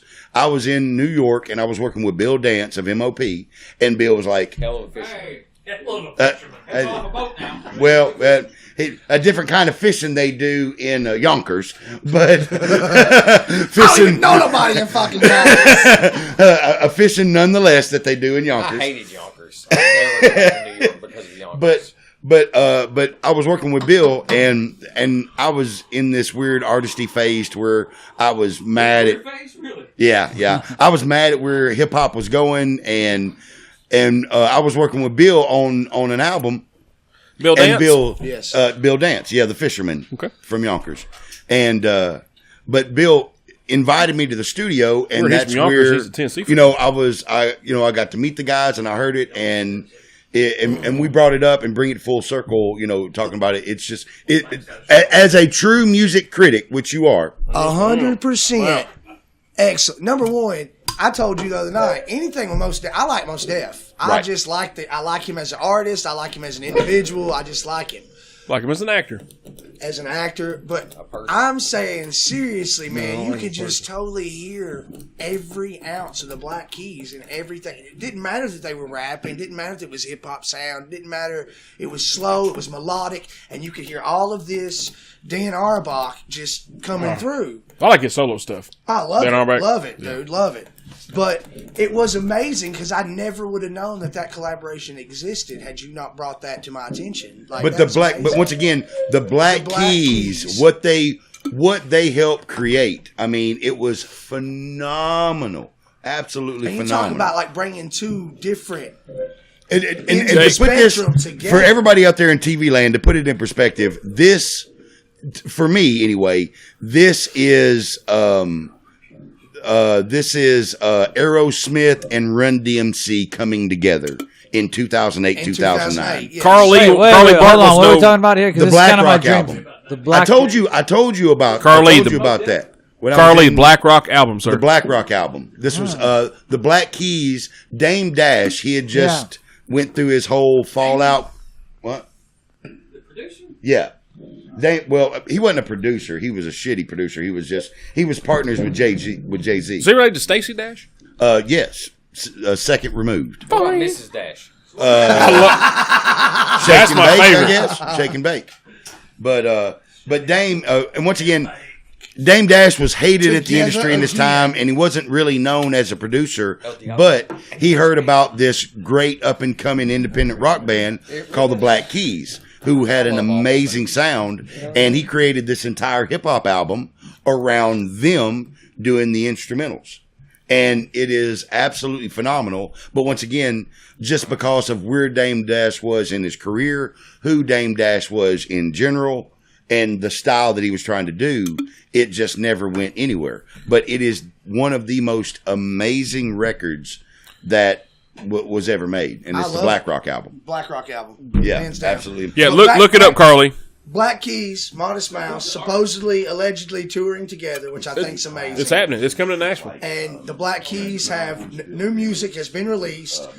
There has been a small interview that I heard a clip of on the Buzz, and the question was posed to Dan as, do you prefer to do singles, EPs, or do you like to do full albums? And his answer was, sure, songs are fun, but the real joy or the real win, if you will, is giving somebody 45 minutes, an hour where they can slip away and be where they want to be as far as listening to the music in their feels, happy. So he talked like an album may be on the way, but there's no that'd be concrete great. proof. That'd be great. Can I give a quick plug with a semi-local twist? Absolutely. A good buddy of mine named Chip Green put out an album. He's from McMinnville. Just put out an album a couple months ago called In My Town, I believe. A lot of great music on there as well. Kind of a Jackson Brown style. Oh, I love Awesome. Jackson Brown. I Love love Jackson Brown, man. Yeah. He's awesome. Chip Green, you said? Yeah. I'm not familiar. Old school McMinnville. And also, Dude. guys, any of you heavy music listeners out there, check out the Face the Dreams new EP. Yeah. Check it out. Um, We'll show you a little cover here. Out of the Darkness, guys. Born and raised in McMinnville? Born and raised in McMinnville. His mom's a Boyd. I don't know if you know any of the Boyds, the nurseries. yeah, I don't. Yeah. Yeah. His mother's Boyd. Okay. I mean, this is a small town show, so I'm gonna We'll ask. name stuff. I bet I'm gonna do Ryan- this thing, you I bet know. Tackett Oh knows him. yeah, Yeah, name Tackett that. knows him. Yeah. Eli, what you got in lunchtime theater this week, sir? I watched The Mexican this week. That's a great movie. Excellent movie. Excellent. That's a movie. great movie. Yeah, that was lunchtime theater this week. Was It The was Mexican. good. Pardon? It was good. I enjoyed it. I've seen it several times, but it's a good movie. I took you up on the Dodgers thing that you talked Oh yeah. The Losers. That was Long shot. Long shot. No, me and okay, Toots are long watching shot. Losers. Oh Okay. yeah, Paul Newman. Yeah. That was No, really good. No? it's a documentary. It's about a guy that he gets arrested for first degree murder. One Josh Carney gave. Made it. Have y'all seen The Ranch? Oh, yeah. Oh gosh, TV yes. show? How many seasons have you watched? Dude, I started today's Thursday. I started Tuesday, so I'm in halfway through part 2, and I'm only watching little bits of it. Man, Yeah. you ain't seen That's nothing funny. yet. I You don't ain't seen care. nothing yet. I love the ranch. I don't know about the tried. Rooster I didn't like situation. Are they going to bring him back? There's been a lot I of keep hearing that he's going to. Oh, with Sam Elliott and Yeah. Ashton Kutcher. Ashton Kutcher. Ashton- and Ashton that Kutcher. blonde chick that's hot as hell that was Yeah. from Are You Afraid of the Dark? Boing. Whoa. She originated on Are You Billy, Afraid of Billy the Dark? Bob's got a Nickelodeon. question. Who was the mid-90s rapper from Manchester aside from Bull? DJ. Ooh. Pat Pete's from Shelbyville. Chevy Flat Creek. Shelbyville Flat Creek Mafia. Talking about Chris Moore? Chris Moore. That's Chris what I'm thinking. Moore. Chris We'll Moore, see. right? We'll see. Yeah. We'll see. No, Matt Vincent was the. Yeah, but Billy Bob would know Matt. They're No, Just a few he'd years. be, well, he's in the middle like me. Billy Bob and I graduated together, so he's Yeah, like it would be- between Matt and me. And Chris Moore, sorry. Yeah, it would have to be Matt Vincent, is what he. Matt. Vinny V. Yeah, Vinny V was the very first one with a cassette cassette I tape. bet it means Chris Cassette Moore. tape. I bet Is that French? A cassette tape? Well, I mean, we're Well, let's we're ask amongst Tom. cultures. Yeah. Let me refer to my French friend Tommy here. Oh, it's funny you said that. I thought you meant because of age. Yeah. What's funny is, Vinny V grew up down the street from me. I mean, we were like best friends until he turned 13 and he realized it wasn't that cool to be best friends with a 10-year-old. All right. Yeah. But let's establish the divide there. Tommy's also was right down the road from the Ballards as well. So both ends of the spectrum. Both ends of the yeah. spectrum. Oh, very, very widely spectrum. That's why it's so diverse. Very diverse indeed. Billy Bob said it was Chris Moore. Polk Street. It was Chris Moore. Okay, Little all C. right. Little Caesar. Little C. You live on Polk Street? I bought a house on Polk Street as an adult. I lived on Polk Street. No. Eli lived right across from your mom. The house right across from your mom. Wait, what? Yes. Whenever you white, yellow, or right white across again? from your mom. That's where The Eli three lived right there. on Polk Street. All right. Right across from your mother. Sorry, we're probably getting overly local here, but yeah. Oh, no, that's That's what amazing. this show is. Yeah. Lady A, wondering localista what you got this week. Anything? I know you've been busy with the Affleck stuff. Yeah, I was in Affleck flight school this week, so I She'll learned. be flying planes soon, but not those Boeing 7. No, But not those. Real quick, this goes way back in time, but I'm pretty sure what's happened. They're doing some investigations still, but allegedly the pilots were watching the Everyday Joe show, trying to catch Dropping up down on off from the episodes. This is what I heard. You're the only one. Yeah. We just crashed Boeing stock. Well done, guys. Well done. Yeah. All right, so I say the Time burning to question buy. until you got in. Okay. The burning question. Tommy, Oh, me. Oh, shoot. who would you Prepared rather for be? this. I All prepared right, you for all this. right. If your answer's wrong, If you had to, Would you if rather choose be- to be a person, one of these characters? one of these characters, not the same person, but the characters, Johnny Castle from Dirty Dancing or Dalton from Roadhouse. I texted you in this to be prepared. Yeah. Well, Don't play to him. Pretend like you're thinking about it. okay. You know the answer. Don't go I know the answer. You know the answer. Go ahead. Okay, I know the answer. But I have to put a disclaimer because pretty much all of the female people that I know in my life would go for the Dirty Dancing Johnny character. So you're going But Dalton. I'm going Dalton, and the reason why I'm going Dalton is because Because you're a loser. Hang on. Let him finish. look, Let him I finish. mean, I've never really been in like a real fight in my life, other than getting knocked out a couple times.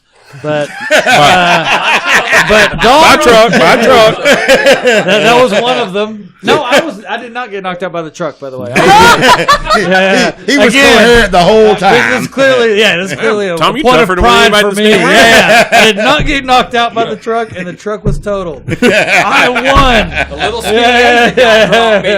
You're like, you're like a small version of Hancock or something there. But he was a philosophy major from the University of Arizona He was. who spent a lot of time in divey bars, Yep. Yeah. and I can relate to that. Yeah. So, A lot of men. what's that? But Wrestle a lot of men. look at the He did, chicks. he that- did wrestle a lot of men. Look at the Man. chicks that wanted him, though. All of them. Yes. As did they for Johnny. Yeah, but he got his ass whipped and he busted out a quarter glass of 55 Chevrolet. Well, no, I mean He the pulled thing. more ass the park bench. I know that. Thing about Dalton is he was like a bit of a Renaissance man, but for a dive bar. And He he was like whooped, the dive bar Renaissance Bar was man. really low. and he, That's why he was Well, I there. mean, but hey, Sam Elliott had his back, you know what I and mean? he Like, whooped yeah, Terry Funk's ass. NWA champion. Whooped his ass in that movie. Totally not That's it. staged. The movie was written. So, Travis scripted. so was wrestling. We are aware. There you go. Roper. We're aware. Come off the middle rope, Dick. Piss off. All right, so now ask him the All right, Oh, the there's a sequel to follow-up. this question. Okay. I don't think Follow-up. you've been around for Follow-up. this one. follow-up. Who would win? Who would win in a fight? Dalton from Roadhouse or Philo Beto from Every Which Way But Loose? That's easy. Clint Oh, Eastwood's when was the last time I character. saw No, it? that's easy, Mike. Don't even say ooh, Mike. Don't say ooh. No, chimpanzee is not in, no, and it's not Clint Eastwood. You mean Orangutan? It's not Patrick Swayze. It's Dalton Orangutan. and Philo That's what Beto. Eli calls Don't him. say ooh, Mike. It's a very cut and dry answer. It is It's not an an ooh. easy answer. It's Fighting style. oh no, it is not. Got Aquanet in his hair and shoulder pads in his shirt. Thank you very much. One is a fucking man, and the other I thought is you'd a be princess. bigger. I mean, it's very easy. Yeah, Dalton's me, Bull's Philo. Oh my God. Well, we all know. Stay what you gold know. pony boy. Huh? Sam Elliott was a man. He got killed. I know. By 4 guys. But he was a legend. No, he did you know, not get before he killed got by a killed. dog. But I do think that was Hey, I think that was the a movie plot was flaw. scripted. He shouldn't have been killed in Just Roadhouse. for the record, Oh. just for the record, it was time for him to go to sleep. He hadn't slept. Well, damn it, Tooth. I never thought about Y'all that. hadn't been thinking about it. See, he said he'd sleep when he was dead. Well, guess what? It was finally time. His clock was out. It's Man, time to how'd get you some come up sleep. with that? It was I nap thought time. real hard about it. I reckon. I sat by a philosophy major's friend. It just come to you. That's Yeah, good. That's that nice. sounds pretty flimsy to me. Philosophy people are sketchy. Just look at Dalton, man. That guy never could pull his. Charles life Lee together. says hi, Tom. "Oh, awesome! Yeah, Charles just chimed in. Yeah, Oh, so, good. yeah. Yeah. Well, Charles, I think you should consider coming on. So, this Philo, show. Philo or Dalton? Who do you think? Well, the problem is, the last time I saw Every Which Way But Loose, I think it was about 10. It was on Amazon Prime. Sorry, I watched it the other day. So.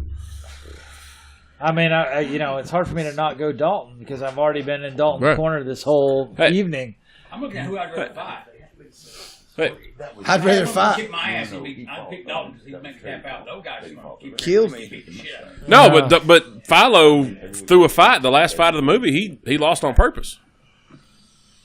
And then I keep getting, he kicked the Black Widows, the whole biker gang's ass. Everybody in this room can whoop that biker gang's ass. I How guarantee many you. Nazi biker gangs have you fought? How many have you fought? Just None. There you go. And I can't whoop Philo Beto. You can't. Guess what? You know how many fucking bouncers' asses I've kicked? A couple. None. What about coolers? Yeah. Oh, Oh my God! Guess what? No. The coolers are always drinking fucking coffee at the bar, so Travis- they've never gotten to a scuffle. Travis They didn't has need had a to. scuffle Oh, in a bowling whatever. alley, and that's almost the same thing. Right. So did Johnny. They played catch with Johnny. Travis had a scuffle? Well, yeah, That's interesting. I don't remember that. that's Busy getting turned like that's because you were getting your ass whipped, and they were all laughing about it. Let's go jump in the pool. Let's jump in the pool. Oh, Johnny, look at He keeps forgetting. We told the story like 8 million times on the show. I got a butterfly If Johnny, knife if you only showed up whipped out earlier, on me. I'm you'd kinda be the fleshy. star of this story. But, So I went this way. I stab real easy.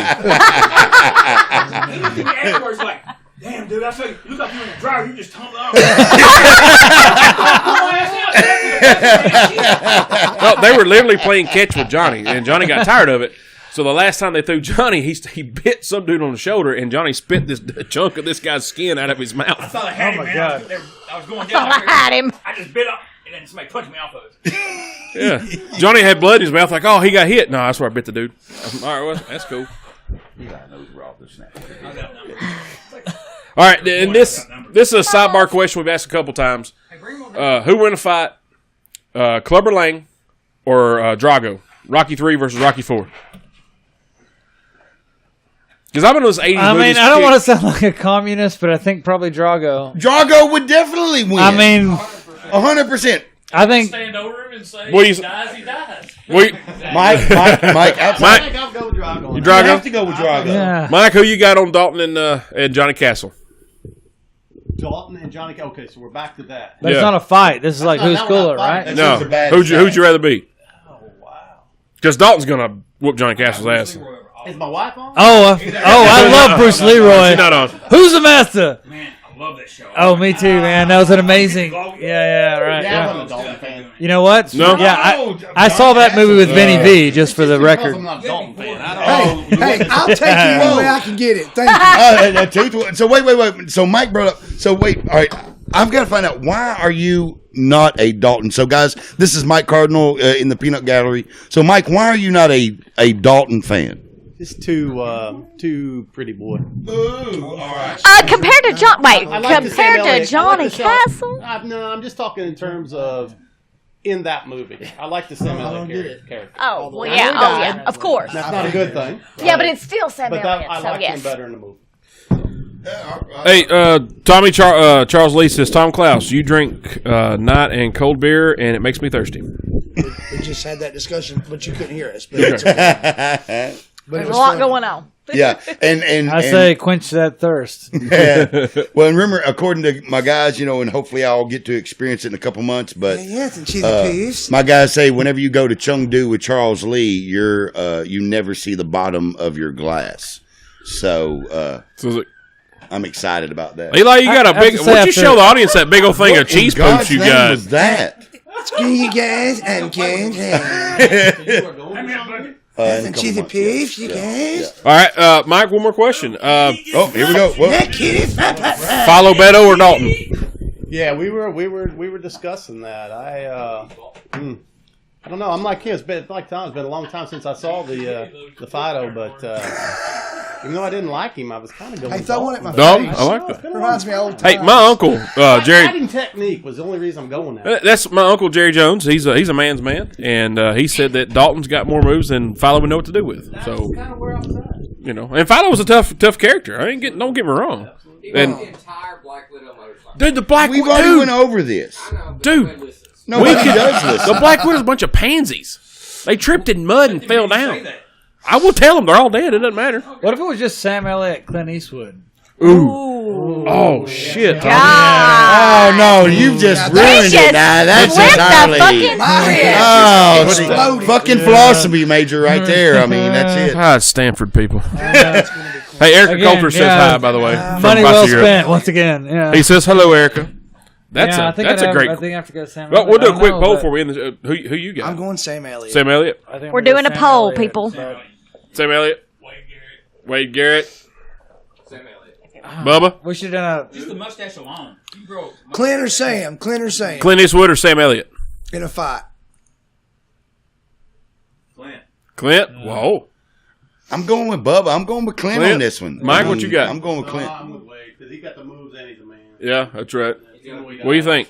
Oh, Sam Elliott. Sam Elliott? Yeah. I got to Sorry, push. Clint. I can't answer that. That's it's a tough That's one, man. too I don't hard. know. Yeah. I'm still, man. I mean, Celebrity Deathmatch should have done Clint Eastwood. Wade Garrett and Philo Beto. Great catch. That would have been great. Wade Garrett and Dirty Harry. I feel like it's a stalemate. I mean, really. Well, now, if it's Wade Garrett and Dirty Harry, then it's easy. Well, no, what was his character? Dirty Harry's got a big fucking gun. What was the character from Heartbreak Ridge? What was his character's name? Gunny Sargent. Highway. Yeah. Highway would whip his ass. I mean, yeah, Gunny Sargent Highway would ruin Sam. I mean, period. Johnny Walker said Deadpool. Okay. Erica Coulter said Clint Eastwood. Carl Lee says Philo. We now have voting buttons if you would like to hit a voting button. Oh, Billy Bob Carter. Billy Bob. Clint would stop his ass. Thank you, Billy Bob. There we go.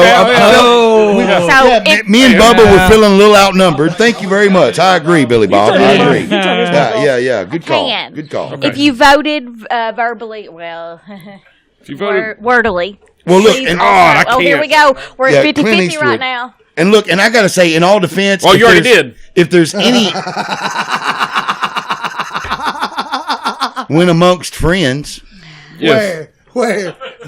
We know you, bro. We're acquaintances. Absolutely terrible. I'm gonna go back to ashing in my beer. The beer you're drinking. The one you're drinking. My mini ice cream cup. You got ice cream over there and you sharing? Assholes. That is weird. Ice cream. You guys suck. What's the poll up for? It's 63 to 38. Wow. Oh, it's a 60-40. 60-40. Clint Eastwood is still winning. Damn, Tom, that's a good question. That's a great question. Because that's, you take... you can say characters. You say Clint Eastwood against Sam Elliott, yes, sir. Clint Eastwood's like 145 pounds in his prime. A solid whoop your fucking ass, I believe. I mean, yeah. I've got a Manchester-related Clint Eastwood story. Oh, shit. Of course you do. Of course he does. Yeah. When in France. So he was. Tell me about your Walmart Spanish. So in the 1980s, Clint Eastwood was the mayor of a town called Carmel, California. I do remember that. Yeah. My mother and father met in Carmel, California. And we were getting ready to go on and I have a cousin who lives there.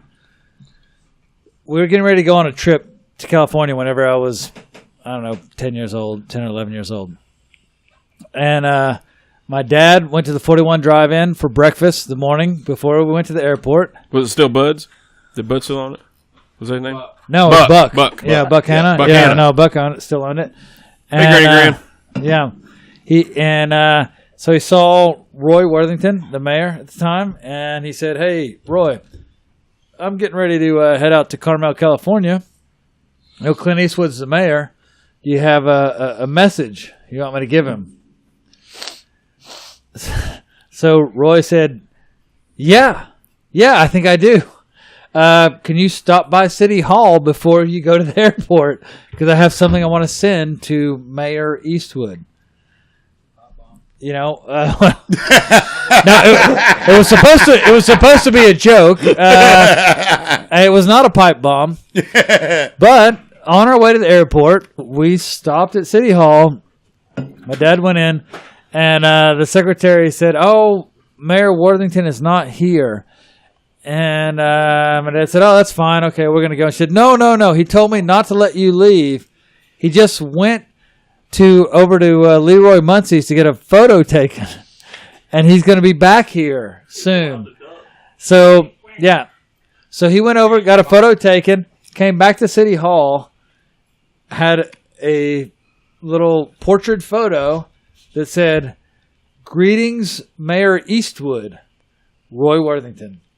Oh, wow. And he gave it to my dad. Headshot to give to Clint Eastwood. Yeah, he did an autograph to give to Clint Eastwood. That's some Johnny Lowry shit right there. If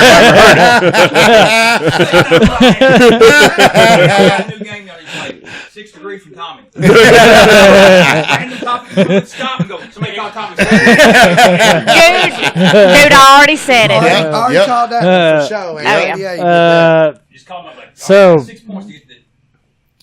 it's not over yet. So We're my going to narrow it dad, down to 4. so my dad goes out to Well, in all California. defense, you can't bring in the word Johnny Clouse. yeah. And just in there, yeah, that's true.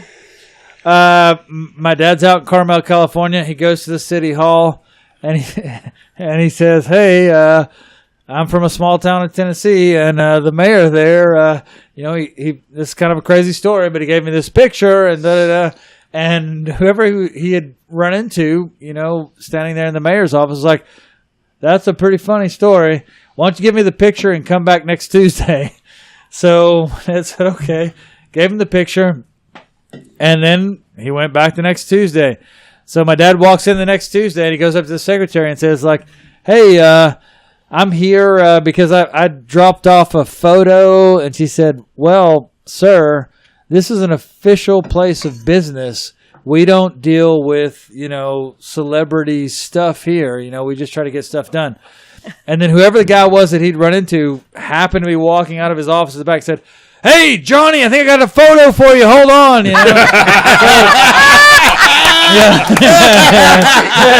Official business. Yeah. So the guy came out, and it was a picture like the picture that Roy Worthington said. He was in a tie, in a suit, and the picture that my dad got in return was Clint Eastwood in Pale Rider.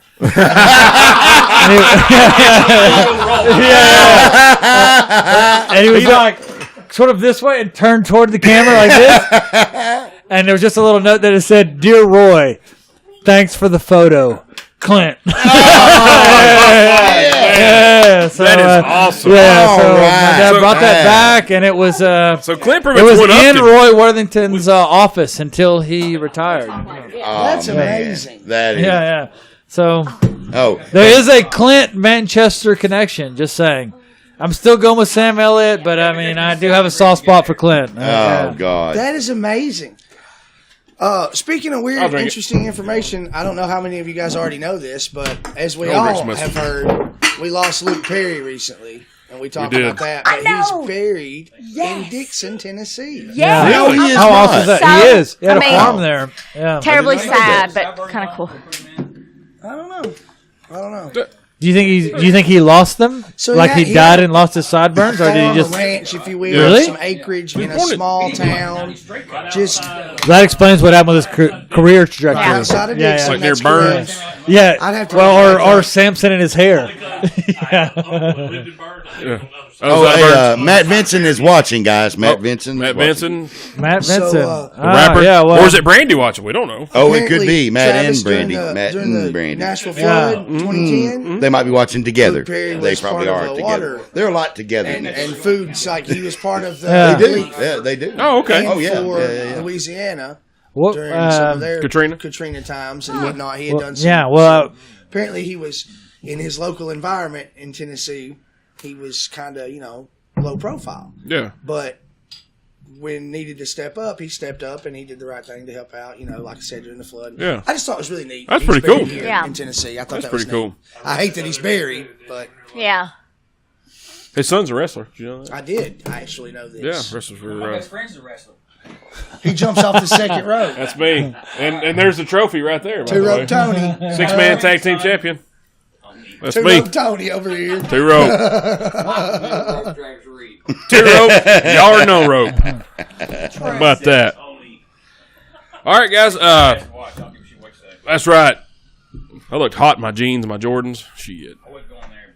Oh, You did. damn. I appreciate that. I hear some sirens. Should we check on Steve? Because he didn't make it. Oh, have Oh, y'all talked to Steve. Steve? You talked to Steve Jernigan? Anybody We don't here? have any time I have for not. it. I'm in Oh. Nashville. Have you talked to Steve, Mike? I saw him Sunday riding No, his bicycle. no. so wait, Mike is not. he was on his way, and now we're riding just by. hearing sirens outside. So the sirens are coming, so Well, Steve can't you're make supposed it. to keep up with this No stuff. time for Steve tonight. Got pretty notebook. Sorry, Steve. Well, guys, I guess we better wrap this up, man. We're about almost 3 hours in. That's a normal episode. Well, we still got like We've 7 got more. 2 parts to go. we didn't get all the way. We got a few more. We're at So this is 25. part one. We only got the second base. That was the That and I feel like we should rewind to Vinny V and I did a breakdancing thing like when we were kids in Callaway Gardens. That's a whole nother On the next episode. prequels. There's some prequels to this. Yeah. Ooh, we should What's have that? a prequel. Breaking Matt. Yeah, Breaking I Matt. did. No, we just used cardboard. Yeah. Yeah, Well, that's like pop blocking, but weird. I'm like, no, that's where it started, right here. yeah. Mine was yellow. Oh, I had that a break was, in mine. Mine was yellow and circle. Matt and I did a big show down in Callaway Gardens. It was like we went on this family vacation, and he knew some dude there, and we did this like breakdancing Of thing. course. Yeah, She did, Tommy. it was like the first time breakdancing was cool. Right after he got some soap. If you didn't pick it up from the flannel shirt, total pioneer breakdancing. Yeah. Were they on American Gladiators? That's same Yeah. He just called out the gladiators, bro.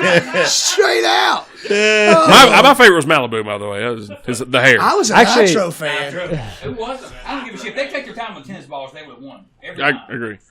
Now, what was the Zap? That Zach blonde was chick? fine. She was hot and lace. Oh my! Blaze. Blaze was Blaze. Blaze. Oh, God, yes. Fire ass hot, son. I feel like I was in kindergarten I'm going and to I shoot you. saw it, but I had no frame of reference. You're Probably still were. winning, by the way. You're still winning with everything you say because it just means you're way younger than all of us. Yeah. That's how you win. You've trumped all of his stories. Oh, by just being younger. Yeah, exactly. Yeah. Oh, Carly, you got 2 more beers left, man. I don't know if we. I don't have 2 beers left in me. I got to Tooth's go. about to fall asleep. I'm Eli's tired. nursing He's home even had a already. huge. Eli's in the nursing home. Camera eating cheese balls. Talking to Bubba. You Yeah. Yeah. Get on the mic. Hey, do you just want to go sit in Eli's chair? Yeah, I can do there's that, yeah. space. There we go. And even a phone. I got But one, slow battery. one statement and then one question. Yeah. Statement. I've traveled all over the world, and I now know that I've done shit. So thank you for that. I'm going back to Europe in 2 weeks. I may not come back after tonight. Yeah. So, Yeah. Well, let me know where you're going. I've spent a lot of time in China. Yeah. And your philosophy, I'm not. But there's been a Chinese philosophy quote that stuck with me for a long time. Mm-hmm. I don't want to get this too deep, but it seems like it really would tie to you. So I'm just curious what your favorite one is. See if it happens to be it. And I cannot pronounce the name of the philosopher. Even if I tried, I couldn't. See, I would need multiple choice on this. Well, yeah, that's a tough one because actually, and Bull referenced this earlier, that there is a classical Chinese philosopher that I really, really like, but he speaks more in parables than in short quotes. I can tell you one of his parables, but I'm 100% sure it's not the one you're thinking of. I'm pretty sure it's but there are a lot of... One of the things that I love about Chinese philosophy is, unlike Western philosophy, it's not super... It's not at... Okay. I'm not going to... Sorry, we're going to wrap this up. No, Sorry. Sorry. No, I'm like... Damn it, Eli, you spilt cheese balls everywhere. Yeah. No. How did cheese balls interrupt this enlightened You conversation? take as much time as you need on this answer, because I'm like... Yeah, let's go. Dude, Cheese balls and beer. hey, Let's go with philosophy over do you want to Huh? come sit? All right, here we go. I don't need to do that, do I? You're good. Only if you don't want to. Yeah. Okay. One thing I do enjoy about Chinese philosophy and Eastern philosophy, that there's much more of a... It's not as analytical and focused on... Like, when you think with something, you generally... The character is either the same or similar to the character for heart. So it's not so strictly cerebral in terms of the way they process things. It's much more about like how your emotions are incorporated into that. So to go back to my favorite quote from a Chinese philosopher, I'll tell you, when I was in college, and this is also one of the great things about going to school at Stanford, because they had a philosophy program, even as a freshman, that incorporated like Indian philosophy, Chinese philosophy, different parts of the world, you know. And I remember I did almost none of the reading for any of it, and there was a guy that I'd met in an acting class, and I'd gone to class. I got into class a little bit early, and I decided, I should do the reading for this class. So I opened the book, and then I was already tired of it and was ready to take a nap. And this guy in my acting class came by, and he picked up this book. He said, "Oh, I love this book." And he picked it up, and he read this quote. And this is the quote that he read. Still one of my very favorites. And he said, "The trap exists because of the fish. Once I have the fish, I no longer need the trap. The snare exists because of the rabbit. Once I have the rabbit, I no longer need the snare. Words exist because of their meaning. Once I have the meaning, I no longer need the words. Where can I meet a man who needs no words, so that I may have a word with him?" That's big pun. Anyway, and that was kind of like, honestly, that was kind of the beginning of my trajectory into Chinese philosophy, which is still where I am today. I still study it. Very cool. Yeah. Wow. But it's a little bit longer than I'm guessing what you're going to say. But I think also whatever you're going to say. What you were going to say. Well, I can't pronounce the philosopher, and it's probably very common, you know. But it's just something that kind of stuck with me. With somebody that's taken off and traveled and done a lot of things and kind of, you know, experienced a lot of things. And I usually screw it up, but it's do the difficult things when they're easy. Do the great things when they're small. Life's journey starts with a small step. So when you just take off and, you know, I'm starting here and it's going to get me here and it's going to get me there, it's kind of ties in a little bit. Yeah. I mean, I think that kind of advice goes a little bit back to what I was saying about the way that it's not as strictly analytical and intellectual as most of Western philosophy is. It's a little bit more practical about like advice about how to live rather than, you know, I'm going to sit in a box and just think for days and come up with a solution. It's much more about, I'm going to think about this, I'm going to do it, see how it works. Once I see how that goes, I'm going to like step back, look at it again. You know, it's a much more practical way of living. Action. Approach to living, yeah. So that is for me part of the attraction of Eastern philosophy. Yeah. How in the hell do y'all remember that stuff? Like 7. The exact quotes you both of you. It's called IQ. It's memory. Well, no, it's called. I've read it like a million times. No, it's like a million times. It's the I've read same it. way that you remember your damn sports statistics. I know, yeah, you asking people how they know stuff. The Travolmanac. It's easy to remember things you're interested in, and he's interested in those things, Travis. Yeah, exactly. It's like remembering sports. It's like remembering labia. I mean, I'll never forget now. Huh? Eli, you have to try the beer on camera. You're not on camera. Go get on camera. I don't want to see my bitter face. When I... No, it's a Hey, Eli, they've been seeing your bitter face since All night. episode 1. That's not bitter. Actually, Well, fuck you. I will. Mike. Beer So capital. is this the wheat beer, or which beer is this? No, this is Hutton and Blonde. Hutton and The Smith blonde. Yeah. Belay On. It's a hoppy blonde ale provided by GRS Designs. Okay, Purchased at Harvest Local Foods. GRS Design makes our T-shirts and our koozies. Gretchen Ritchie Season. GRS Designs at Etsy.com, I believe, is their site. Right. They have they can make hats, T-shirts, Instagram. koozies, pillows, all kinds of jazz. Stickers, and they provide us beer. So a hoppy blonde ale. And the beer is from Harvest Local Foods. Yes. Yeah. Cheers. Thank you guys for having me on here. Yeah, thank We're you. going to have one of these right here. Cheers. I'm going to pass Cheers. By the way, from Angel. here's a little cultural lesson. Yeah. When you're in China and you can't reach the person you want to cheers, you just tap the table like that. At the table. I I like usually Yeah, That's what cheers, we do when we make tap, shots. We tap the drink. table. Yeah. You don't tap it like that and then pound it. You just tap it like that. No, I and mean, then- when it. we Eli, take did you like the shots- beer? subtly tap it. When we take shots, It was we okay. take the shot. So that's good. We take the shot. As the shot's empty, we all tap our glass, our shot glass to the table. Oh, nice. What'd you think of I the beer? cheers, tap, shoot. You not drinking yours That's too? good. No, you don't have to. I'm just.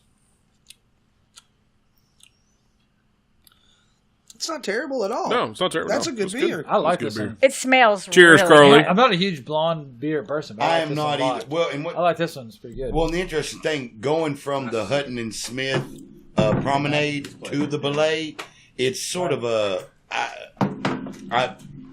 I want to go right back to the promenade. Is my 2 cents. Yeah, I really like the promenade. But those days you don't want to drink a 6 or 7% alcohol. F-150 right I here. really like the Bellion.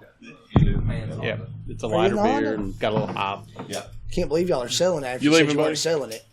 We're wrapping this up. Lady A, thanks for womaning the controls. Well, thank as always. you. You're welcome. Maybe. Tooth, Yes, buddy. thanks for being here. Thank you for having me. It's my pleasure. Thanks for bringing my food earlier. Yeah, Appreciate thanks for that. dinner. My pleasure for real. Yeah. Tommy Clouse, man, great show. Next time if you're in town, you got time, please come back and finish these stories. Yeah, well, thank you for having me here. Yeah, dude, you guys hope you come had up to Nashville sometime. We'll go. Can we do like a? We can't really do We can do whatever. a roaming episode or something like that. No, We Yeah, can. we do a road show. Let's do a yeah. road show. We'll get We fella have that out. We'll do like capability. a whole Nashville thing. Urban Girl. Yeah. I'll show up tomorrow. Urban Girl. Yeah. Urban, As long as you got the microphone and the camera. Urban Grove.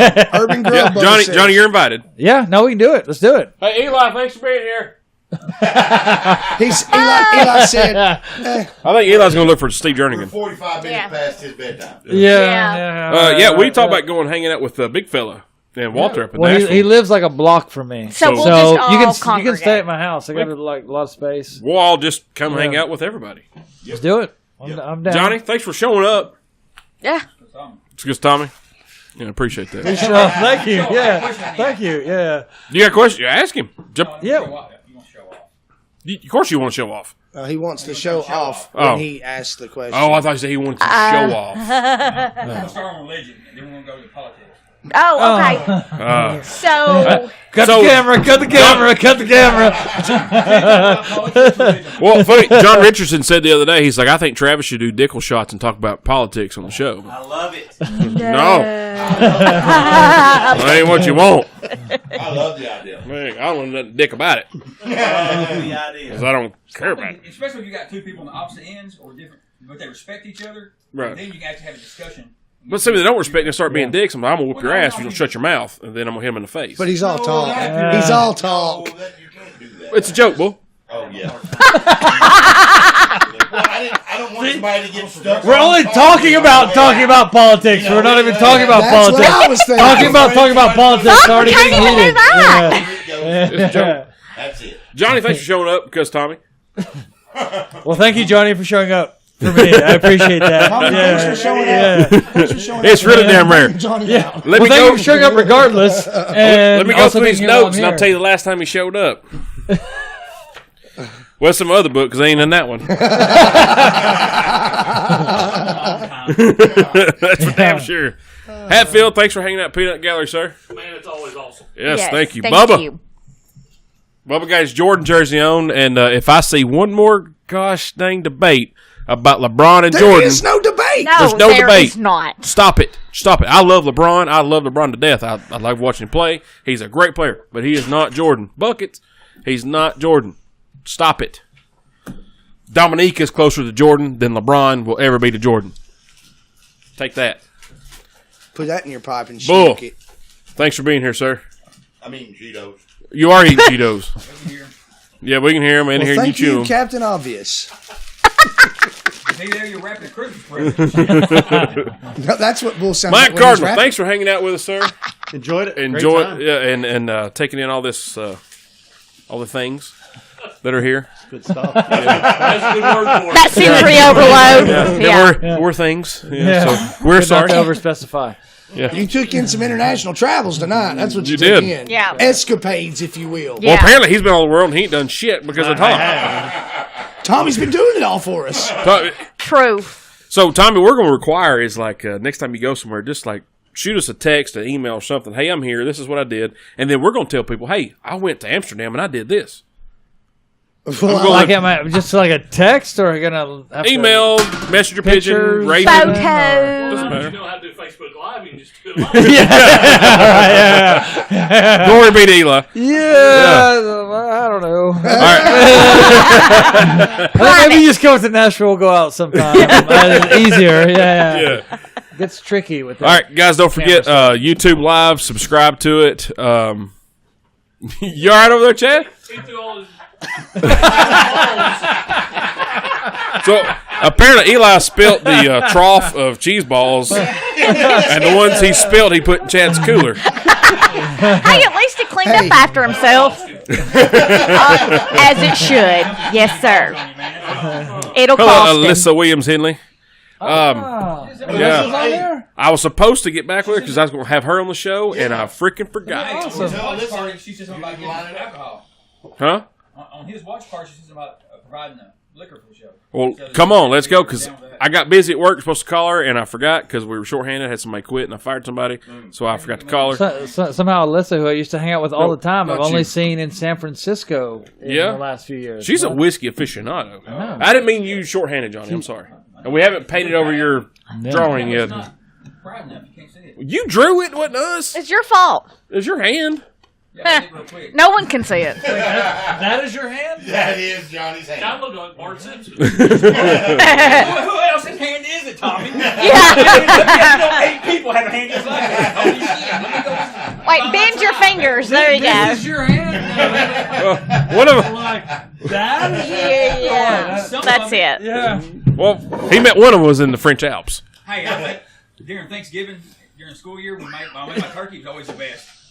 But you didn't have like that part out. Like, you need a head. Tommy, do you feel we'll talk about it after the show. Alyssa pretty much knows more about whiskey than anybody. Alyssa does know more about whiskey than anybody I know of. Oh, then I definitely, And we need to hang She out. said she'd come on the show, and I was supposed to call her.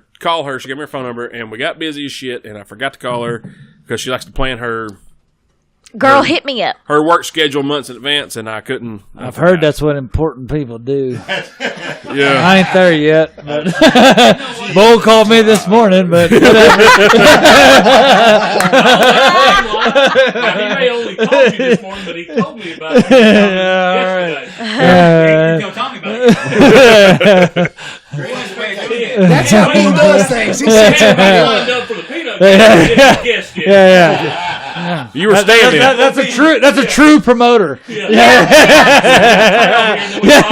Put the pressure on first, then deliver. You and Bub. You gotta come. All these people are gonna be Yeah. I told Tommy, I was No, you like, don't have to. no pressure, just everybody else I called said no. Yeah. No pressure at all. No pressure. You and Bubba were the DHs. Designated hitters. You're Edgar Martinez and both of y'all. So yeah. So guys, don't forget Facebook Live or YouTube Live. Subscribe to YouTube Live. We're new on that. Don't forget we got Irons in the Fire with some live shows. Earns. Irons in the Fire. It is frightening. Oh, you're gonna like one of them because you'll be there. I promise you. Oh yes, you will. Next month is gonna be a good month. We got a better chance of Wow. Prince showing up than That Tommy is- showing up to that one, I think. That's amazing. All the time. All right. In your dream. What? Speaking of testing LSD on folks, Oh, speak real quick. Have y'all seen Leaving Neverland on HBO? Oh, Holy shit! I'm I'm not gonna quit listening to Michael Jackson, but just watch it. It changes the lyrics to all the songs, though. When you listen to them Just back, watch like, it. oh, shit. You I don't listen. Not alone. I don't. I got this locked in the closet. No, that's what I say. That's R. Kelly. That is you know R. what Kelly. you call a pirate pedophile? R. Kelly. All right, appreciate it, guys. Oh, I said it for you. Fuck off.